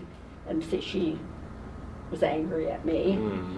And so I had a lot of people mad, some of the deaf that Bob hired, and he couldn't pay him because it was not part of the state business. And so I lost a lot of good, lovable friends. But I tried my best to follow the rules. Sure. And so Gene, was he also an interpreter? Oh, yeah. Just like... Yeah, but so he was a counselor. He worked as a counselor. He worked as a counselor. And so he... But he signed. And Bob was a counselor and then became a director of sorts? Well, no, I don't think he was really ever a counselor. Oh. I think maybe he was when it first started. Okay. He probably was head of it. Okay. But there, Uh-huh. I think he was an only one. Sure. But then he hired Jack, and then he hired Gene. Okay. And then he hired me. So he just became a director kind of after the fact, or? Yeah. Interesting. I just think that it just ended that way. He was the head of deaf services. Interesting. Okay. What was, during your time, we talked about some of the challenges of losing friendships and things like that. What was perhaps the most rewarding part of leading the Deaf Community Center? It's really interesting. I got several awards for the things that I did when I was a director. And I think some of the counselors were angry because I was getting these awards. But the most special one, I went to a UAD meeting, and there was one interpreter interpreting. Of course, I was naive. It was just a meeting, They had, I'm trying to think of what, they had a panel, and they were deaf. And then they had the interpreter, but she kind of was losing it. She was not following. And so she asked if I would take her place, so I went. Well, in a way it was awkward because they gave me an award.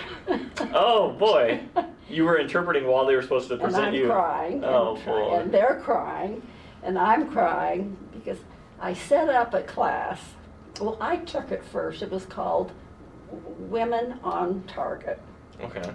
And it really went over. I mean, deaf women just, they couldn't wait to join and come to these classes. What? These classes, when I took them, it really helped me to find myself. And I thought the deaf will really, it will help them to not allow their hearing children to take over their lives or make decisions. And there were examples of like, say you have a pie, and you have 4 pieces, and with you, there's 5 people. Well, most women would say, oh, it's okay, and give them one. Oh. Yeah. But they taught us that you're important too. And maybe we can cut the pieces smaller so that you can have some too. And that's what I tried to, I thought it was good for the deaf to see that they're important. And pretty soon you can't believe the stories that I got. You know, one woman would say she'd hide what she wanted so that no one would know and things like that, you know. But people just, and then finally some men wanted to take it. And you know, they just, and that, I got that. I was the first hearing person to ever get the Golden Hands Award, and that was that meant more to me than anything, because it was from the deaf. The other awards, they're okay, and I appreciate it, but it's, with the deaf, I really appreciated that. That's neat. I think that's it for this page. I don't know, do you want to take a break? Are you doing okay? You said we just came back from a break, and you said that you had a funny story about Bob Sanderson. You called him Sandy, I guess, and interpreting while eating. You didn't tell me the story. I didn't want you to tell me until we could get the cameras rolling again. Tell me that story. Well, I always had to go to meetings with Bob. You know, this one time was at Slick. Okay. And it was some legislators and top people, you know, and so we were at a round table, and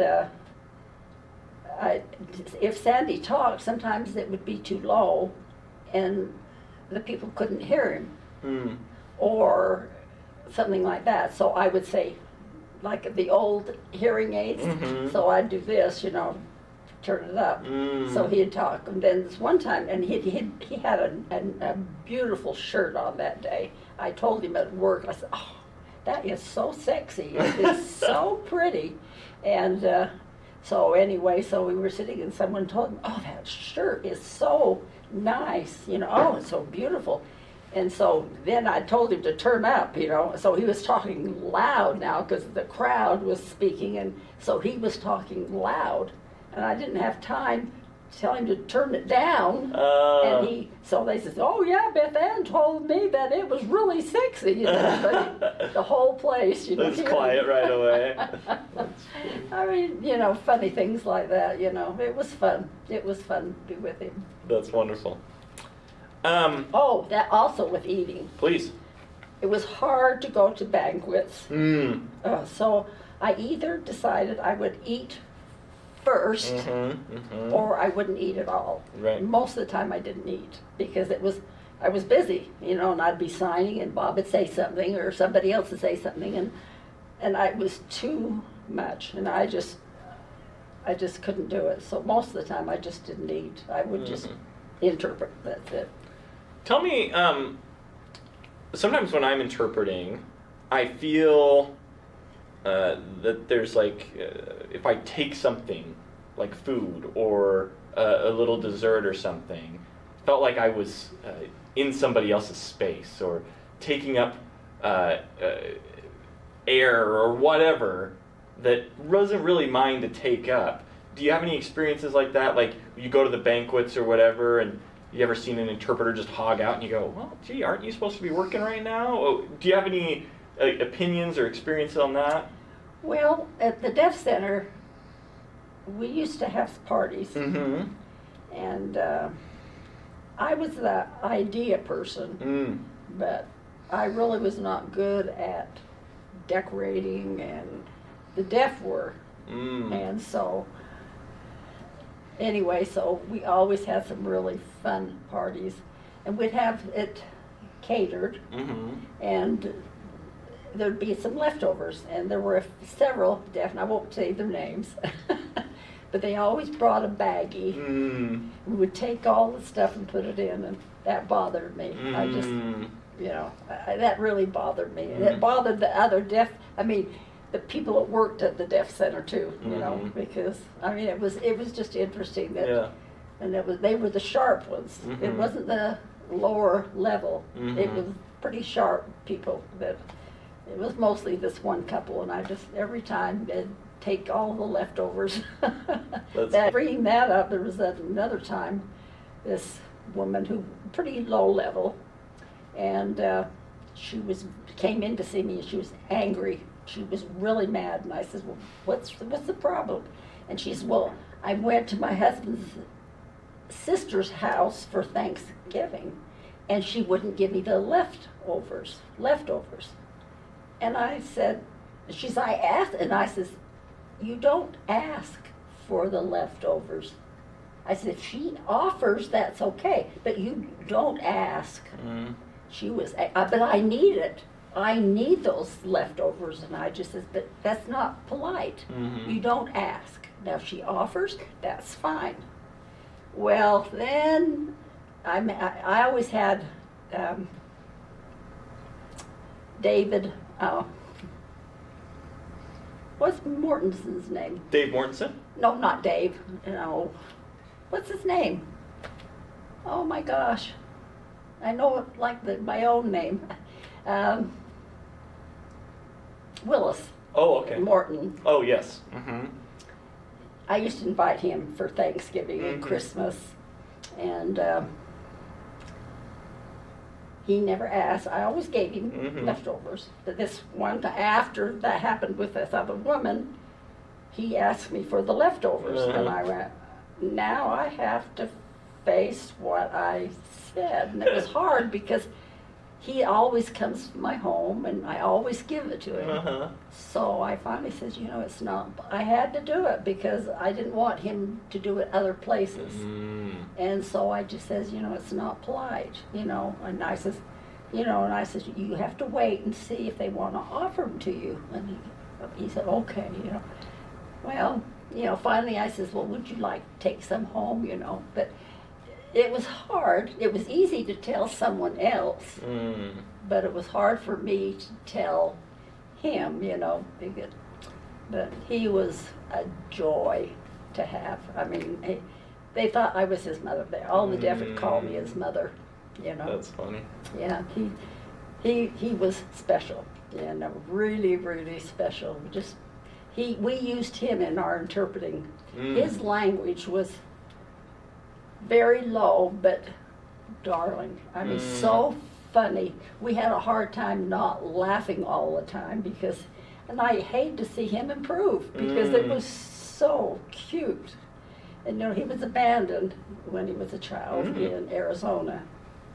And someone found him, he was crying, and someone heard him in this house, and he went to an institute, and then he talks about the school for the deaf there, and really sad. He talks about how they put him in a bucket, and put the lid on, and oh my gosh, we'd just cry, He was so nice and so polite, but some ways he didn't have he didn't understand. And that's why, we just loved him, and so he would come to our home, and then Bob finally told him one time, he says, I didn't know this, but he had told What's wrong with me? No, nothing's wrong with you. I can't remember his name. Morton. No. Willis? Morton? Willis. Uh-huh. What's better than me anyway? Willis. I guess Bob told him you should take, a gift. Oh. Polite. Flowers or Yeah. something. So we always knew when he came because he would ring the doorbell like this, not ding ding, but go ding ding. Oh, Willis is here. That's funny. So he'd come and he hands me this box of C's candy. Oh. Cost me $2.95. So, okay, well, thank you. So, anyway, so we eat and we play some games. We have the family there. And everybody's gone home and we're tired and he's still there. And I'm going, I don't know what to do. And he's yawning and I finally says, are you tired? And he says, yeah.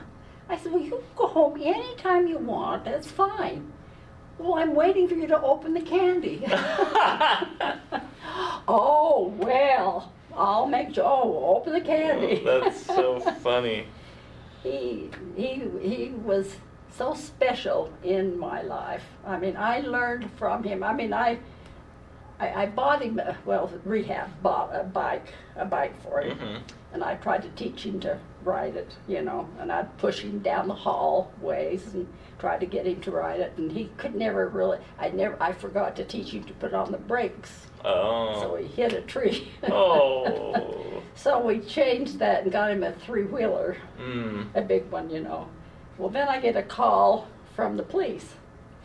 And he's on the freeway riding to Ogden to visit some friends. And I'm going, oh, so I go up and I meet him and I'll say, you can't do that, you can't ride on. But he didn't know the difference, So we had to teach him some of those things. And was this when you were a director? No, it was when I was just interpreting. Yeah. Oh, yeah. And then one time, another deaf person that worked there, he'd get mad. And he didn't mean it, but it was his style. Yeah. And he'd get mad at Willis. And then Willis one time ran away. And they called me from Arizona and said that he was there. And so I said, well, send him back. So I called Gene and the two of us went to the bus and got him and took him home. We says, no, he's not gonna be mad at you anymore. So then I had to talk to Norm and just say, no more. You don't talk to him that way. I says, he ran away. I said, you have to be careful and patient with him. He doesn't understand some things. Mm-hmm. So that made me cry a little bit, to know that he would run away. Yeah, it's far. Tell me about your husband JJ's work with the State Board of Education and maybe some of the battling, I don't know, on deaf education, oral versus sign language. Well, you knew he wrote a study. Yeah, so tell me about that. I don't know the story. Okay, well, he wrote a study. Okay. And it was presented, I was the interpreter. We went to Riverside, California, we went to Arizona, and he studied the different schools for the deaf. Okay. And he wrote this study up to show that sign language was much better than oral. Mm-hmm. Well, it went to the Board of Education itself, and the oralists. For Utah. Utah. Okay. And then the oralists found out about it with Dr. Bitter, and angry, wanted him fired. Instead of reading it and accepting it, they hid it. So it was never seen again until Jody, I guess, found that her husband's father had a copy, and I didn't know that he had a copy. And so that's how Jody started reading that study. So it was a study that was actually done. It wasn't like a proposal or... No, it was just a study. Research was actually done. The write-up was put together, but it was never distributed or presented. No, it was Interesting. Interesting. And there was also, you know, I don't know if you know that Penny Williams, Mm-hmm. you remember her? Mm-hmm. I just loved her, you know, and when she was just little, she called on the TTY one time, and I had the big ones, you know, and Jay answered, and she said, "This is Penny," and she was only 3, and Jay says, "This isn't Penny." She says, "Yes, it is, it's Penny," and so when we met her again, she said, "It was me." I typed, oh, she was smart. She was really smart. We used to take her to church, and she'd sign, "I am a child of God," and people would cry, and then finally she said, "I'm tired of that song." She said, "I think I'll sing, Jesus wants me for a sunbeam." I went, okay, nobody cried. She said, "No, I think I'll go back to singing, I'm a child of God." She was a doll. She sang at a governor's meeting, and we took her all kinds of places, different churches and stuff like that. We had fun with her. I feel sad what happened to her. Just, you know, and then another thing with my husband, you know, Norm Williams,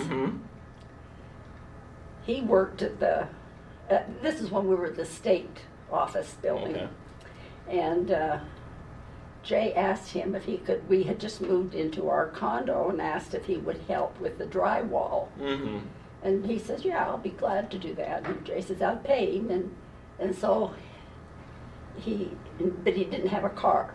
He was taking the bus at that time. And so he got in our car, and Jay signed a little bit, and the best as he could, you know. And he just says, "How do you get to work?" And he goes, "Booze?" Booze, and Norman go, and he'd go, "Booze?" And all the way home, finally I had a blackboard, and he wrote B-U-S. He goes, "Bus." That's funny. And that spread through, I mean, deaf people would come up to him and go, "Booze." That's so funny. Tell me what advice you would have for young children who have deaf parents nowadays. Somebody my age or maybe even younger, what advice would you have to give them?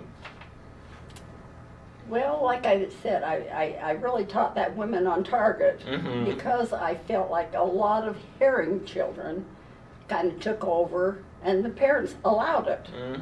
You know, they made the decisions for them. And that's the one thing I think that deaf parents should be in charge, not the children. And that's why I started that class, is to try to get them to accept the responsibility and not the children. So that's, to me, because I'd be with someone like at the welfare, and the child would talk, you know, and I'd say, "No, wait," you know, but they'd take over, you know, and talk to them, and I'd just say, you know, and it was hard, because, you know, I was the one who was supposed to be interpreting, but they would talk for their parents, you know, and that always bothered me. But I think nowadays I see some of these newer, more sophisticated deaf people, and I think they're not the same.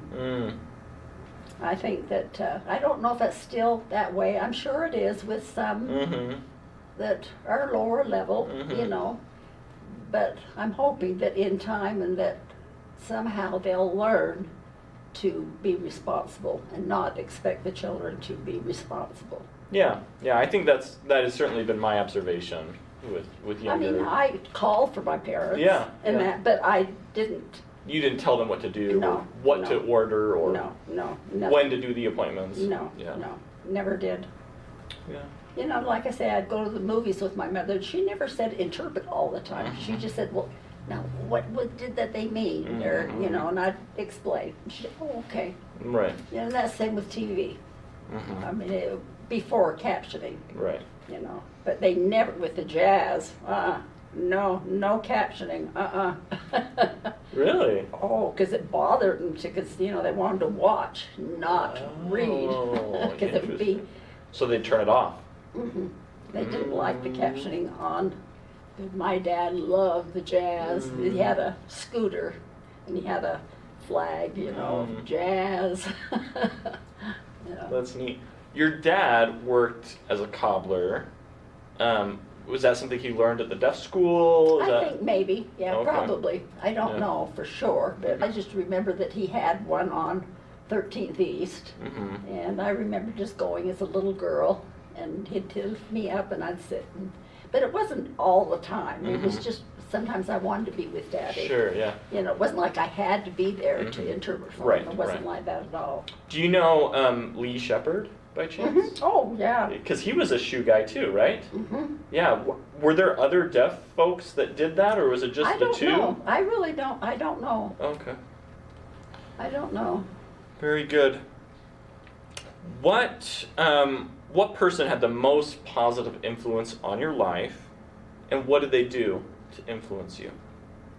Well, I have to say Bob. And I really, really am thankful that he trained me. I mean, he did it so calmly and kind, and I really, really appreciated what he did for me. It seemed like people would come in my life, and then they were there for a purpose, and then I'd never see them again. And that happened Bob, that was different. That was a continued thing. But the psychiatrist, he got interested. His name was Cantrell Nielsen, and he wanted to help with the deaf as a psychiatrist. And so I would interpret, and he was a real influence on me. And it was during the time I was getting a divorce. And when we were finished with the deaf, I never, I didn't ask him to help me, but, would finish with him, and he could see that I was he knew I was having problems. And this one time I was really, really upset, and he could see that I was. And he asked me what's wrong, and after the deaf had left, and I just said, I want a nervous breakdown. I want one. He said, well, you can't have one. And I said, some of my clients have them all the time. They end up in the hospital. I want one. And he said, you can't have one. You're too busy. You have got 6 kids and you can't have one. I says, that's not fair. And I was crying, and I said, then give me some medicine to help me through this, because I was getting a divorce. And he said, no, I won't, because if I stop, I won't refill it, so you'll have to go through it again. So no, you just go home and take care of your kids. And he impressed me, and he was really good with the deaf, but he was good to me too. And now his birthday and mine were the same day, same year, so we had that connection. And now he's passed away. And then there's Rhonda Nilsson. She was a nurse at the primary, and she learned sign language, and she did her internship at the Deaf Center. And she helped the deaf, she counseled them. She was really good. Now she's gone, and it just seems like people come in your life when you need them, and then that's it. There was a woman down at Utah Valley Mental Health. Her name was Judy Javins, and she would teach the deaf parenting classes, and I would go and interpret for those.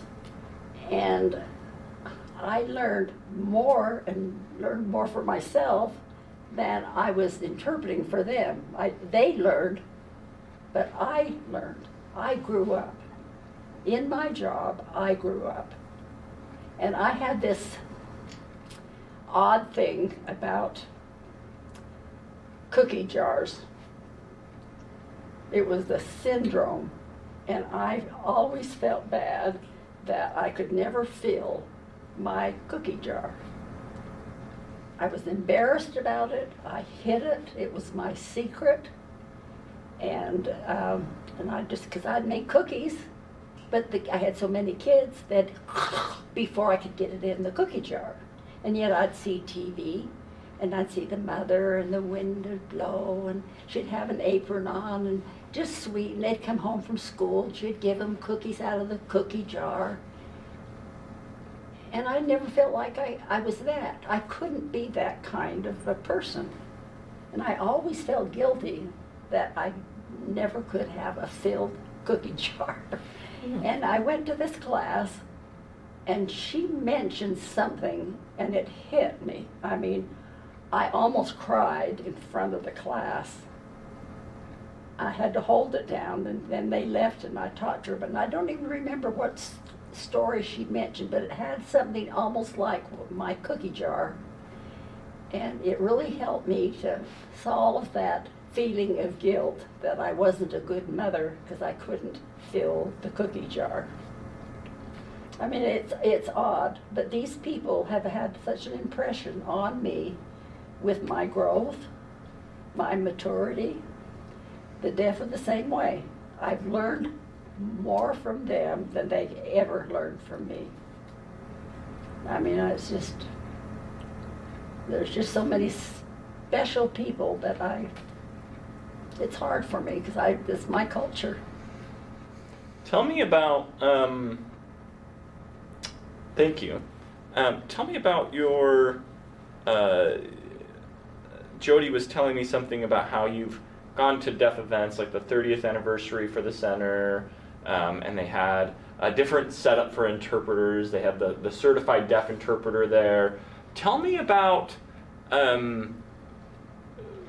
maybe, how do I phrase this, where you see the interpreting profession now, and you think, do we really need this, or do we really need that, or maybe just advice for those of us that are, I mean, I've been an interpreter professionally for 8 years now, but that's nothing compared to your 30 plus years. So what wisdom do you have for those of us that are doing this good work now? Well, I know that's kind of... Well, it's hard because, like Jody told me, well, things change, but I didn't like what I saw. You know, 3 interpreters, one doing it one way, another one doing it that way, and another one that way. And I'm going, why are you doing that? You know, it was the different levels. Well, with us, we always found the middle level, and we would sign that. You know, like with Bob, it was straight. You did it straight. But then you don't, you know, and then the lower level, it's more even actions. And I don't know, I just felt like, why so many interpreters? Why can't you just interpret for the middle? And then all people can understand. I mean, that's how I feel, you know, that's just me. I know things change, but I don't know if I could do that. I don't know if I could be that kind of interpreter. I don't know. Tell me about that. What do you mean you don't know that you could do that? Well, I would have a hard time having 3 interpreters, and it's not comfortable for me. I don't see it as a necessary thing. Yeah, that's interesting. Yeah. What,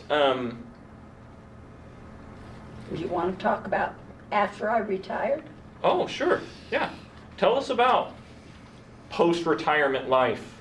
What was that like for you? Well, it was interesting. I was still working, but it was at the end. And my husband thought we could do tours with the deaf.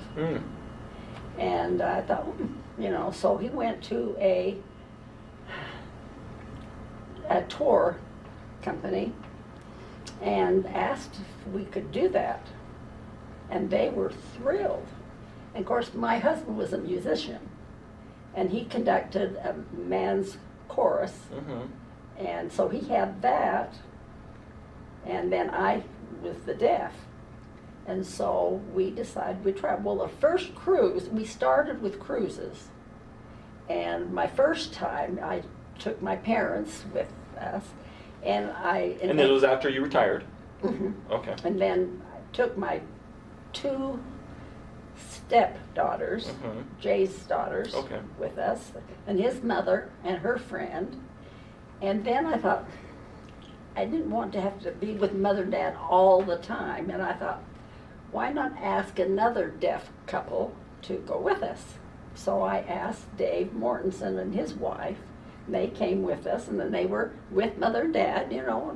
But I still interpreted for all of them, but it wasn't like I had to be connected all the time, you know.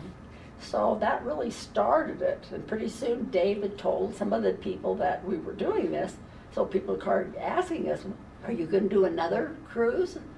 And pretty soon we started doing that. And it got so that it's just spread. You know, we had people from Washington, D.C. to Canada, everywhere, you know, and it was fun. And I learned, so the deaf, I guess some of the deaf had been on cruises with other deaf groups. And they were shocked at how we handled it. I was so naive, I just thought I was part of the group. I didn't act like, okay, I work from 9 to 5, then I stop. Right. I didn't do that. You know, and I know, and the people are so sophisticated from Washington, D.C. I mean, they are sharp. And we had so much fun. And they, you know, but they were shocked because we ate with them, we sat with them, you know, and I know one woman got sick in the middle of the night, and they knocked on my door. Oh, I'm sorry. I said, it's fine, you know. So I went in and saw her. I called for a doctor and all that. You know, she had eaten in Mexico City and gotten sick. But they went on several cruises with us, and we had them from all over the country. And so how big were these groups? Oh, maybe 100, 50, Wow. 100. Oh, yeah.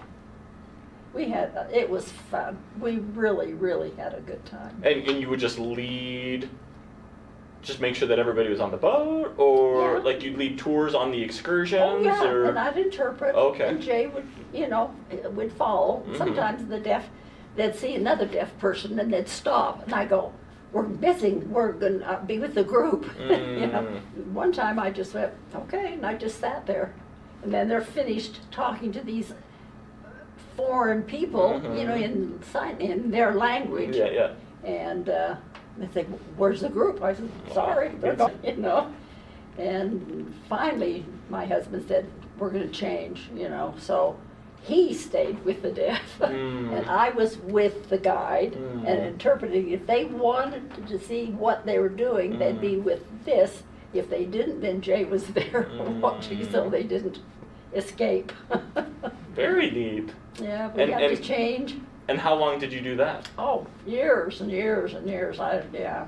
And then we started on church history. Okay. And that was great. With- Oh, yeah. And my husband made videos of the different places we were going, and so they'd watch the videos, and I interpreted. And one time we had 2 buses. One was hearing, one was deaf. Oh. And we went, you know, and just went to Palmyra, we went to Nauvoo, just all over. We went to Europe so many times on cruises, and Russia, China. I know it's not China anymore, I don't know how to say it. Right. But anyway, it was interesting with the China one, because actually it was going to be in the Norwegian group. But something happened. The ship something happened, so they changed it to China.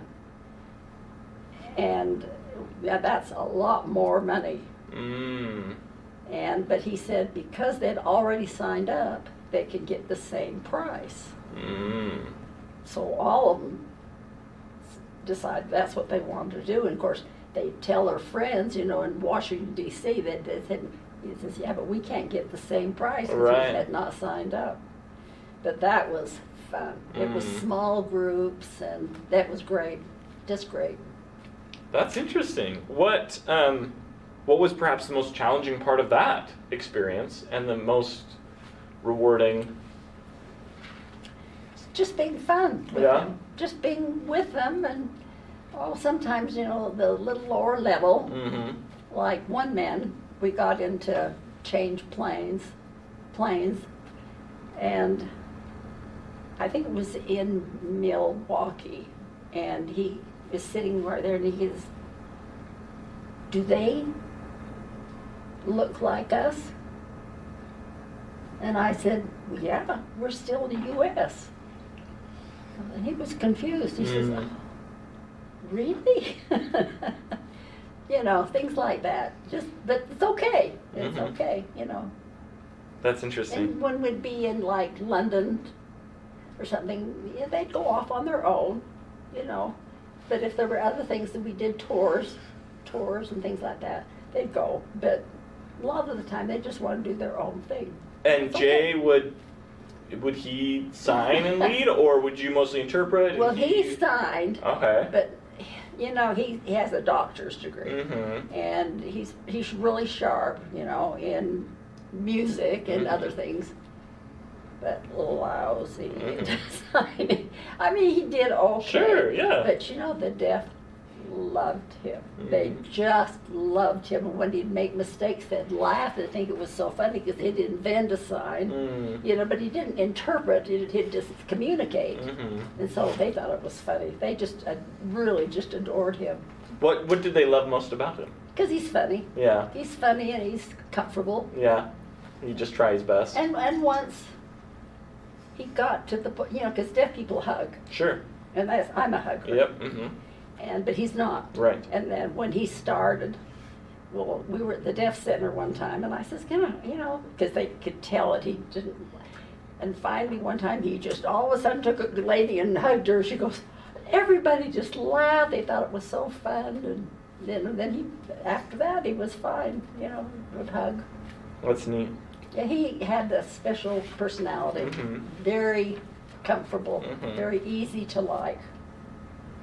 People liked him a lot better than me. Oh, I doubt Oh, that. they did. Oh, yeah. I was more tough, strict. Sure. But he wasn't. When we talk about this kind of thing, you look at the whole life of a person. It reminds me of, and heaven forbid you should pass anytime soon. You don't look very old. You were mentioning earlier during our break that I'm very old.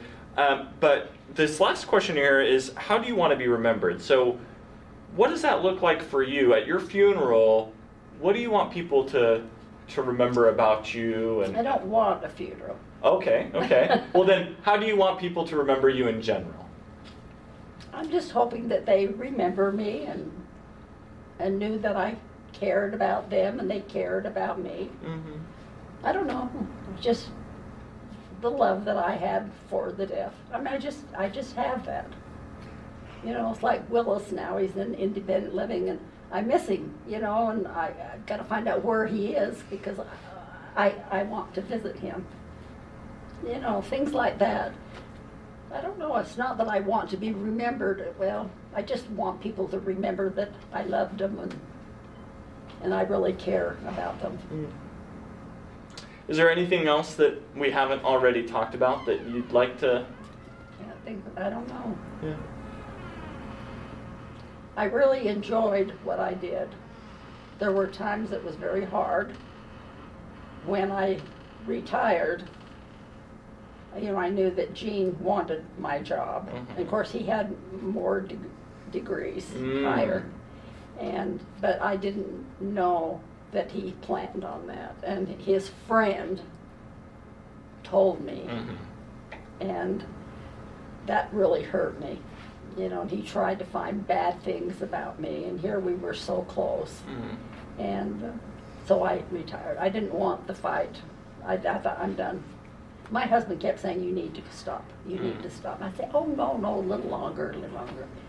But I should have stopped before that. But then his knee, Do you remember what year you retired? oh, geez, about 22 years ago. Okay. Okay. But Jean had a niece Mm-hmm. that was a paraplegic. She got in an accident, and I was really close to her. I don't care if she knows. She knows that I'm Diane Williams. Oh, yes. Yeah. And she wanted me, I went to the funeral, and she wanted me in with the family. And Jean was there, and I knew it, because he's family, you know, because she was married to his brother. Oh, okay. Keith. Okay. And so I went, I thought, no, and Jay was with me, and went around and shook hands, and it came to Jean, and I started to cry, and then Jean started to cry, and then we hugged, and I cried through the whole funeral, but not because of the daughter, because of, it was closure for me. And we just said we were sorry and all that. And then a few days later, he called and wanted to go to lunch, and I said, no. I said, we finished. We closed it, and I'm happy, and I wish you all the luck in the world, but no. Because I went through 5 divorces with him. And, I mean, I'm telling you, we were, You mean you two in your work marriage divorced, or you mean he his? was married 5 times. Oh my heavens! And I was his friend and went through it. He'd always call and talk to me about this, and this, you know. So I thought, it's enough. Yeah. And then he remarried the wife he has now, and he had now. He's passed away. But I went to the funeral, you know. But I felt like it was a closure, and it was time. It was time, and you know, I didn't want to start it all over again. You Sure. know, it's enough. Yeah. And so I keep the good memories, and I just kind of push away the bad ones. Yeah. Well, thank you. Thank you very much. Anything you want to say or just close with? Words of wisdom or advice? I have no words of wisdom, I'm telling you, I have none. I really appreciate doing this. I really think this is a great idea. I'm amazed at what you've done with interpreting. I had no idea. I think it's wonderful. I think you're doing a good job, and I know you don't agree with me on the interpreting, but that's how I see it. You know, yours is different. It's a different world. It's a different time, and that's okay. Yeah. But I'm happy that I had this opportunity. I'm really thankful. I just felt like it was meant to be. Yeah. Well, thank you. You know. I think there's going to be many generations of CODA interpreters who will value hearing your experiences. So thank you. No, I really, really I just had so many, many experiences that I'm so thankful for. My growth, because I was naive. There's one more thing. One thing that I really feel strong about. This one time, there were 3 boys at the deaf school, and they accused a teacher of sexually molesting them. And I was not in Ogden, so they went to the police and with an interpreter.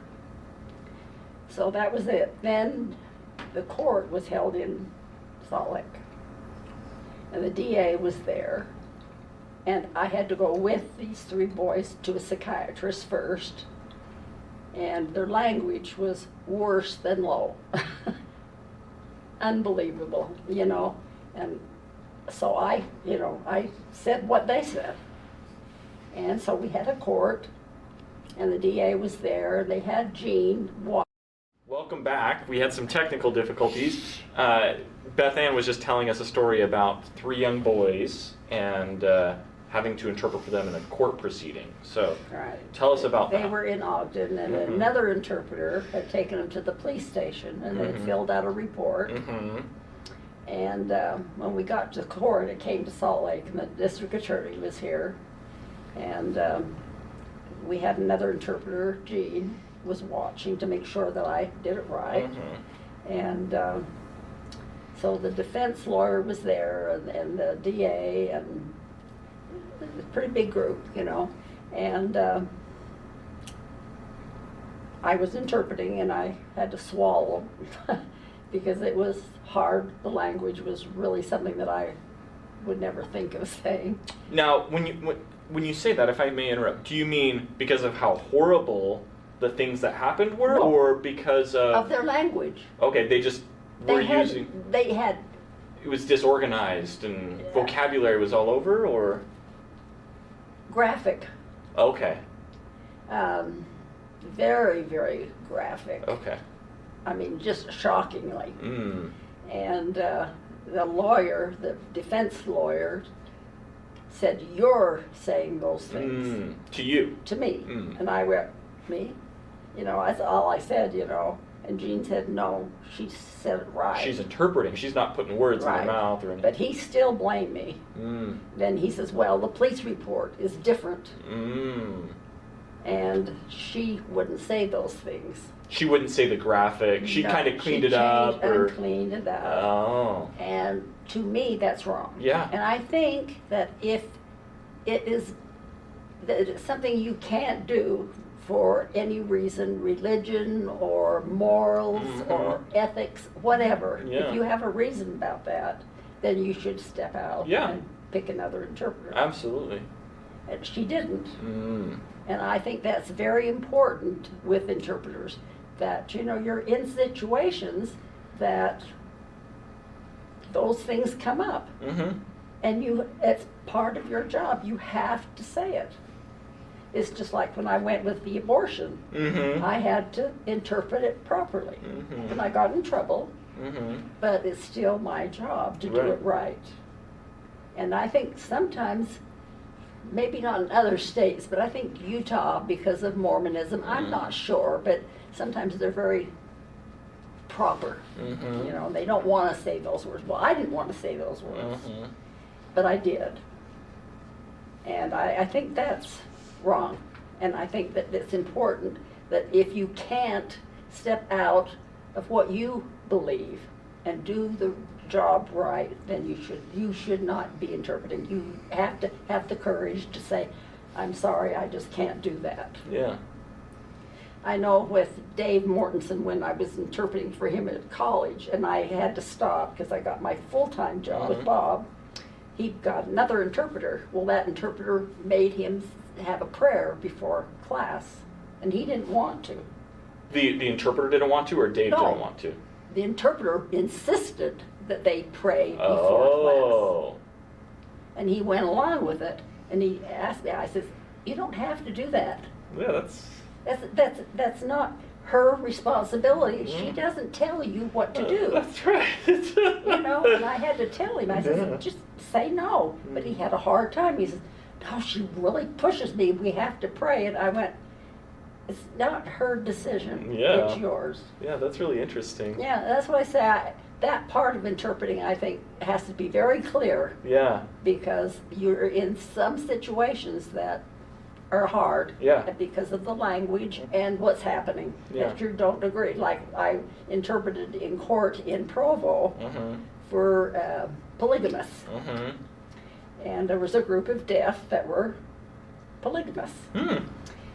And they were arrested. And they were put in jail. And they had to go to court. And they called on me to interpret for them in court. And the lawyer was very strict. He says, "You do it exactly as I say." Of course, I've learned that I don't tell them what to do. Yeah, yeah. I just went, "Oh, okay," you know, so I Yes, sir. interpret it and they don't understand. Mm. And he gets mad at me, and so he wants me to talk it at the same time as I interpret it. And so that's not always easy. Mm-mm. And so I did, and they didn't understand it. And oh, the lawyer was so angry. And finally I said, well, do you want me to put it in the language that they understand? I've learned that if you allow them to make these mistakes is better than telling them, well, they won't understand, because they'll say, that's not true, you know, because they're the boss. Right, yeah. And so after all that happening, we got answers. Mm-hmm. And the judge said, you know, I think you should be the lawyer, not him. Oh my! Because we got it all taken care of, Yeah. you know. But I think you have to I've learned that by mistakes, that you don't tell them, they have to learn by themselves. That doesn't work with some people. Yeah, I think something in my own work as an interpreter that I've learned is that you have to kind of play dumb a little bit, just so that they can seem like they're smarter or in charge or whatever. Oh, yeah. But then you can say things in just the right way so that they're like, oh, hey, that sounds like look at this great idea I had. And it's like, you know, that was my idea the whole time, but I'm glad you thought of it. I'm glad you came around. So, yeah, that's interesting. It's just, there was another time when a couple was arrested for killing their child. And I was the interpreter. And now the district attorney wants to call me as a witness because I was involved in their conversations. And I went and I asked Bob. Bob didn't really give me any ideas of what to do. So I felt like I had to make those decisions for myself. I don't know if Bob didn't. I just think he avoided those kind of things. And would you talk to Jean about those kind of things, or anybody else? No, I didn't know what to do. Wow. And so finally I called the defense lawyer and I told him, and he says, send me $1 and I'll be your lawyer too. So they can't call you as a witness. Oh, interesting. But I had to learn, some of those things I have to learn by myself. Wow. Just by trial and error, or because there was no book, there was no classes, there was no. And Bob was always good, but on some of those things like the abortion, like this, he didn't really tell me where I could find out what to do. You know, I had to find out for myself. I found that I was left alone. I was alone in those decisions. Yeah. And even after going and getting in the national certification and stuff, there was no real contact or outreach with the kind of the greater sophisticated world of interpreters or anything. I just learned those things on my own. Yeah. It was hard. Yeah, I bet. You know, I mean, I have all kinds of folks that I call on when I say, oh, I'm in this situation, what can I do? And but there was nobody, yeah. If you were one of the very first. There were 4 or 5 interpreters right. at that time, you know, then we trained some, but they weren't skilled, sure. you know, so why would I ask them? Right, they wouldn't know, yeah. And I wouldn't do that anyway. Yeah, that's fascinating. Because they may know. Right, the situation, and you didn't want to, yeah. I never talked about those things before. Yeah. Interesting. What, that brings a question to mind for me. What do you think most people, deaf folks, or even hearing folks, don't understand about the process of interpreting? What's maybe... Well, I get blamed. The interpreter gets blamed because he or she is visible. It's not that they're angry at the deaf. Sure. They're angry at you because you are the one that's visible. Sure. You're doing this, you're saying this, you're signing it. And so they're angry. People were mad at me all the time, you know, because I was more visible. Interesting. Now at church, you talked about church. Oh, yes. I did a few things. We had a guy, and I won't say his name, he works here, but anyway, he was in my ward. And my bishop. Because you went to a deaf ward? No. No, you went to a hearing ward. Okay. And his family. Was in your area. Okay. And the bishop was really strong on wanting that boy to participate. Excuse me. And he was a teenager, and I thought, you know, they had been oral before, but then they changed and they were, you know, signing. And he was really kind of popular with the other boys. And I says, well, you know, the bishop just kept at me and saying, I want you to go in his classes and interpret for him, da da da. And I just said, well, I'll talk to him. So I talked to him, and I could see he was embarrassed. And so I said, well, I don't want to do it if you're embarrassed. I won't do that. But what about sacrament meeting? And he kind of said, well, oh, okay, you know, in a way. And I did some, but he didn't always like it. And so, but then he became a priest. And the bishop asked him to give one of the bread with the water, I can't remember, prayers. So they asked, I had to interpret for him. Well, the stake president was there, and nobody knew that I was going to do that. And here comes a woman's voice, and the shock, and the stake president just, I mean, they just shocked, you know. But that was an interesting. And did they stop you? No. Did they? Interesting. No, they let it go. It was really nice. And then he went on a mission, and he asked me to interpret for his farewell.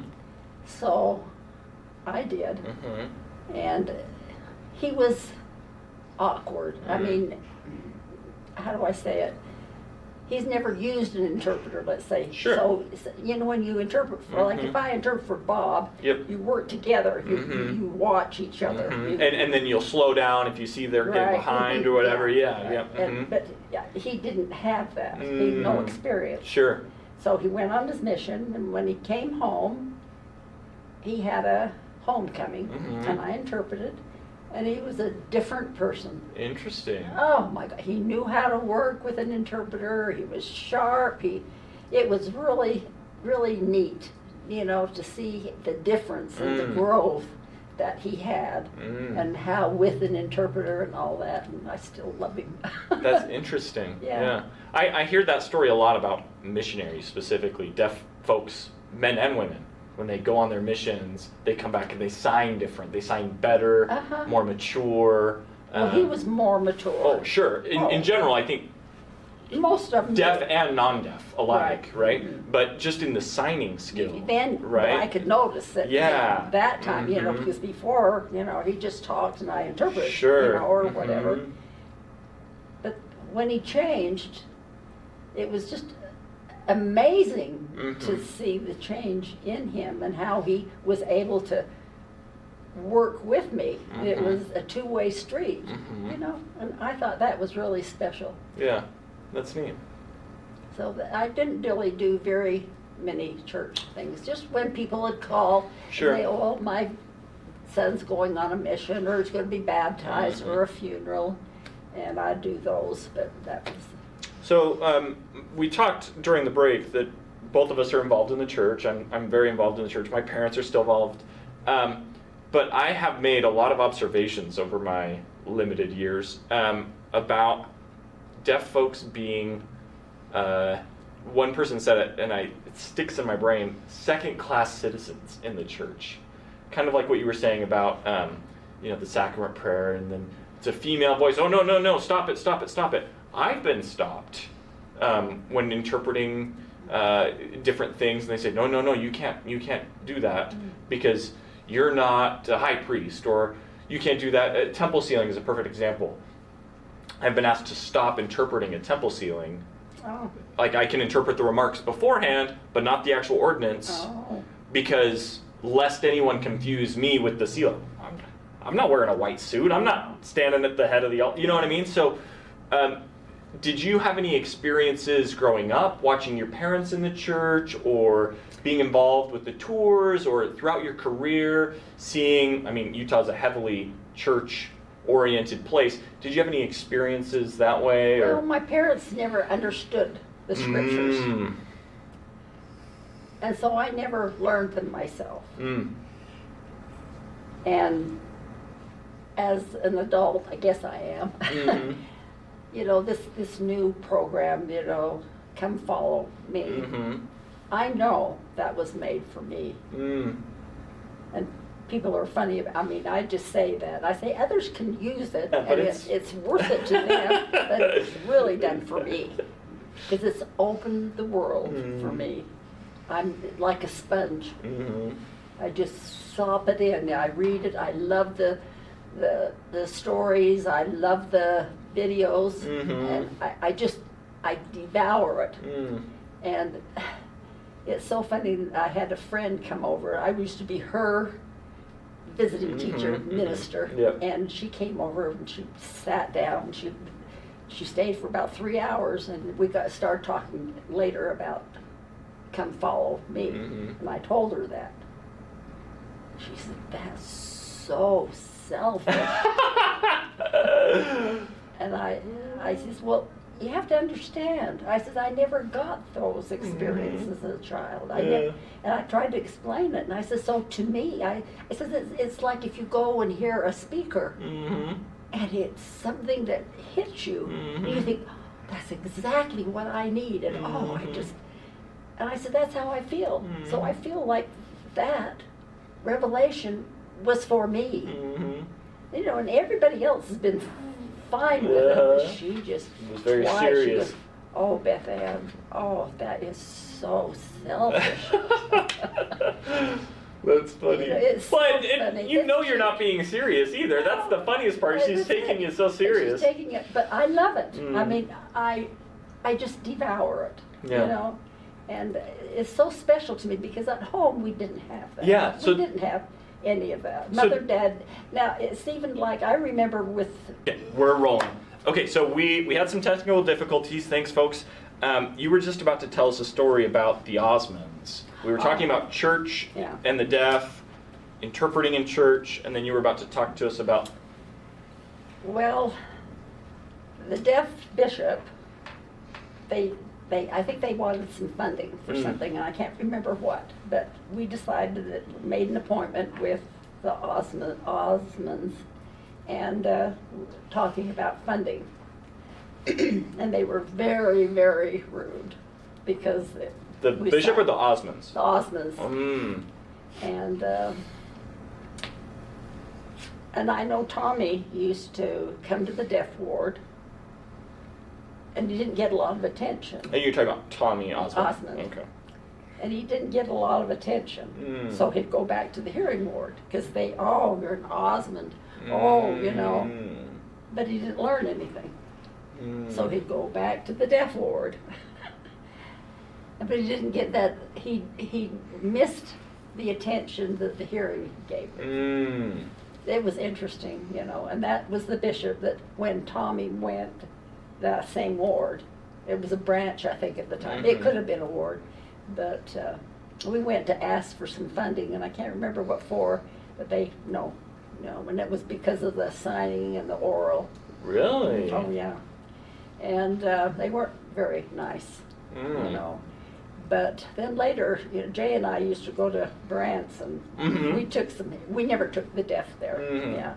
Well, because it's shows and music. Oh, yeah. No.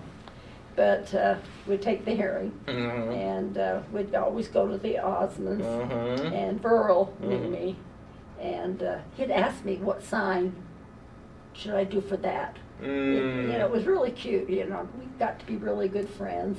And now I notice that they now show Tommy. Before they never had Tommy as a brother. What was Tommy more deaf than Burl? Burl wasn't. He was hard of hearing. Oh, okay. But now he at that time that I met him in Branson, he was becoming more deaf, and they were using him to sign a song as part of their show. And so it's able, can I ask you? No, so I'll say, well, yeah, this and this. It was kind of fun, But to see them change, and then Marie, her son, committed suicide.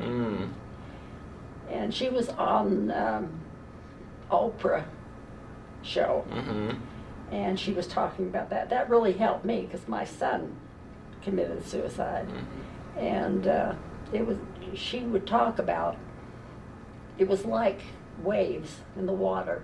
They'd go in and then they'd come out. And that's how it feels when you see your son having those problems and you miss him. But the feelings kind of go away, but then they always come back. You never forget. Hmm. And another thing I've found out is that people don't talk about suicide. Mhm. They don't. And we belong to a dinner group, Mhm. and there were 6 couples, and not one, when my son died, not one said, oh, well, that's not true. All but one. She came and gave me flowers, said it was from the dinner group. Mm.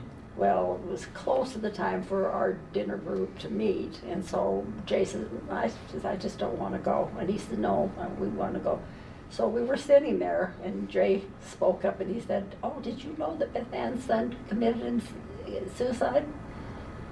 And they all, and I said, and so I spoke up, and I said, well, why did you send flowers? Because they didn't. She did it on her own.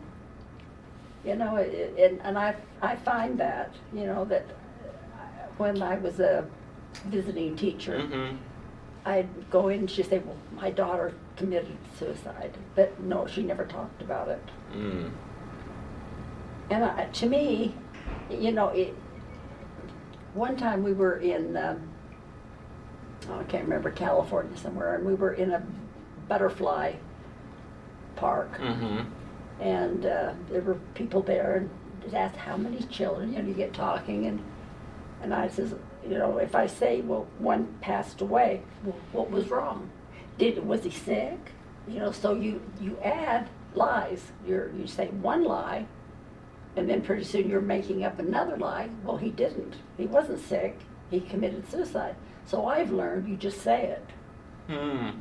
Instead of trying to be vague, Vague. or make Oh, yeah. it sound nice. Well, yeah, but then you invent more lies. Mm. You say more. What else can you do?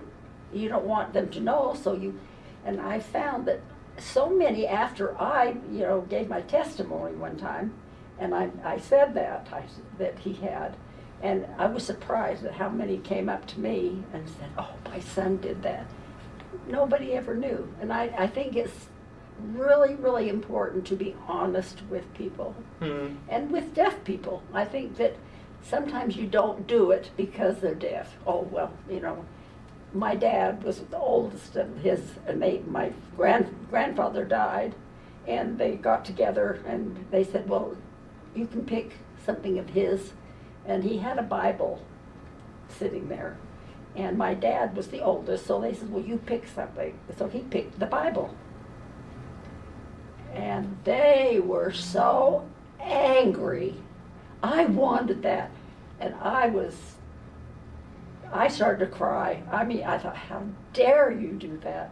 Because he's deaf, how dare you do that? Because he didn't read well, or just No, because he was deaf, so why should he get it? Mm.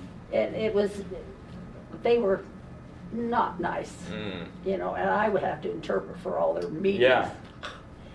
But I had to go outside, and I cried for a while, and I just told him, no, you picked it, you keep it. I'm just saying it's so hard, but you have to be honest. Just like with those girls, they have to know that you tip, that others don't do it for you because you're deaf. No, you are responsible for yourself. The state's paying you money, and you pay the tip. Yeah. Tell me, you mentioned, I don't know if it was while we were on break or if it was on camera, but you had mentioned that in your home, scriptures weren't much of a thing, that your parents didn't understand them very much. But then earlier you said that your mother loved to read, and she loved to read books, and she had a book of the month club or something, and newspapers. Were your parents well read in English? Were they not? Tell me about that. No, like I say, I think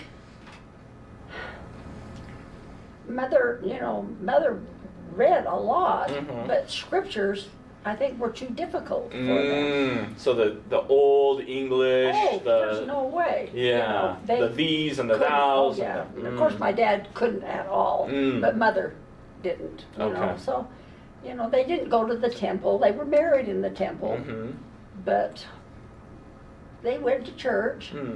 But again, they just didn't understand, and that's why I say this new program to me, and I think it's the same with the deaf. They're like sponges. They'll just grab it because it's so clear. And I'm such a visual person that when I see the videos, I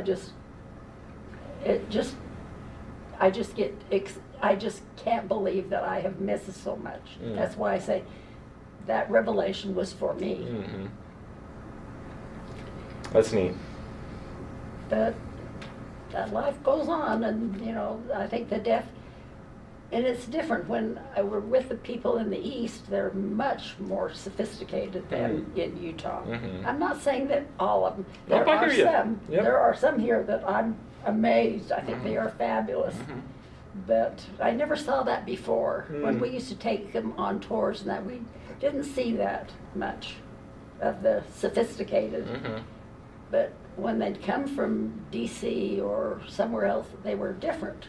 And it was so nice to see the difference, and it was fun, and they all got along. We all got along. We were part of the group, and they were shocked at that. These others that didn't know us, that was just us. We didn't do it like other cruises did. The interpreters would work from 9 to 5 and finish. If you need someone to call, no, I'm free now. I have to wait till my turn or get someone else. And we didn't do that. We just got involved. Tell me about, so we talked about cruises, and I kind of asked this question before, and I didn't ask it very well, but when interpreters become interpreters or intentionally interpret things because they want something out of it. So I see this a lot with the cruise interpreters in 2024, is interpreters will sign up to go on cruises, and they'll take pictures of themselves on these white sand beaches, and they'll post on, I love my job, and this is so great. And I think to myself, okay, are you really there to do your job, or are you there to play and be on a cruise? Tell me, was that ever a thing for you? Did you see other interpreters doing that kind of thing? We hired, twice, because we had such a big group. Sometimes we had 100 people. And so we hired, and the one woman, she was a good interpreter, but she never helped. I was still doing it all, And our boss, Judy Buffmeyer, went with us.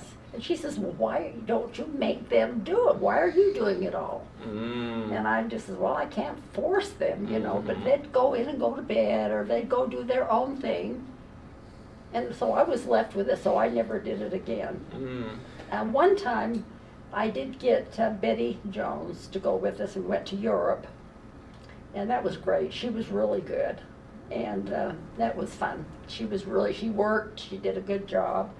But the cruise, twice, and it was like nothing. I never could find them. I'd give them schedules of what you'd be there, never show up. So I was all, where's our interpreter? So I'd go and do it. So it's an ego thing, and I just never take it that way. It's my culture. It's where I belong. I really do belong in it. That's neat. Well, that's all the questions I have for you. Do you have anything else you want to share with us? No, I just want to appreciate it. And I thank you all for this experience, and I'll remember it forever. Well, good. Thank you very, very much.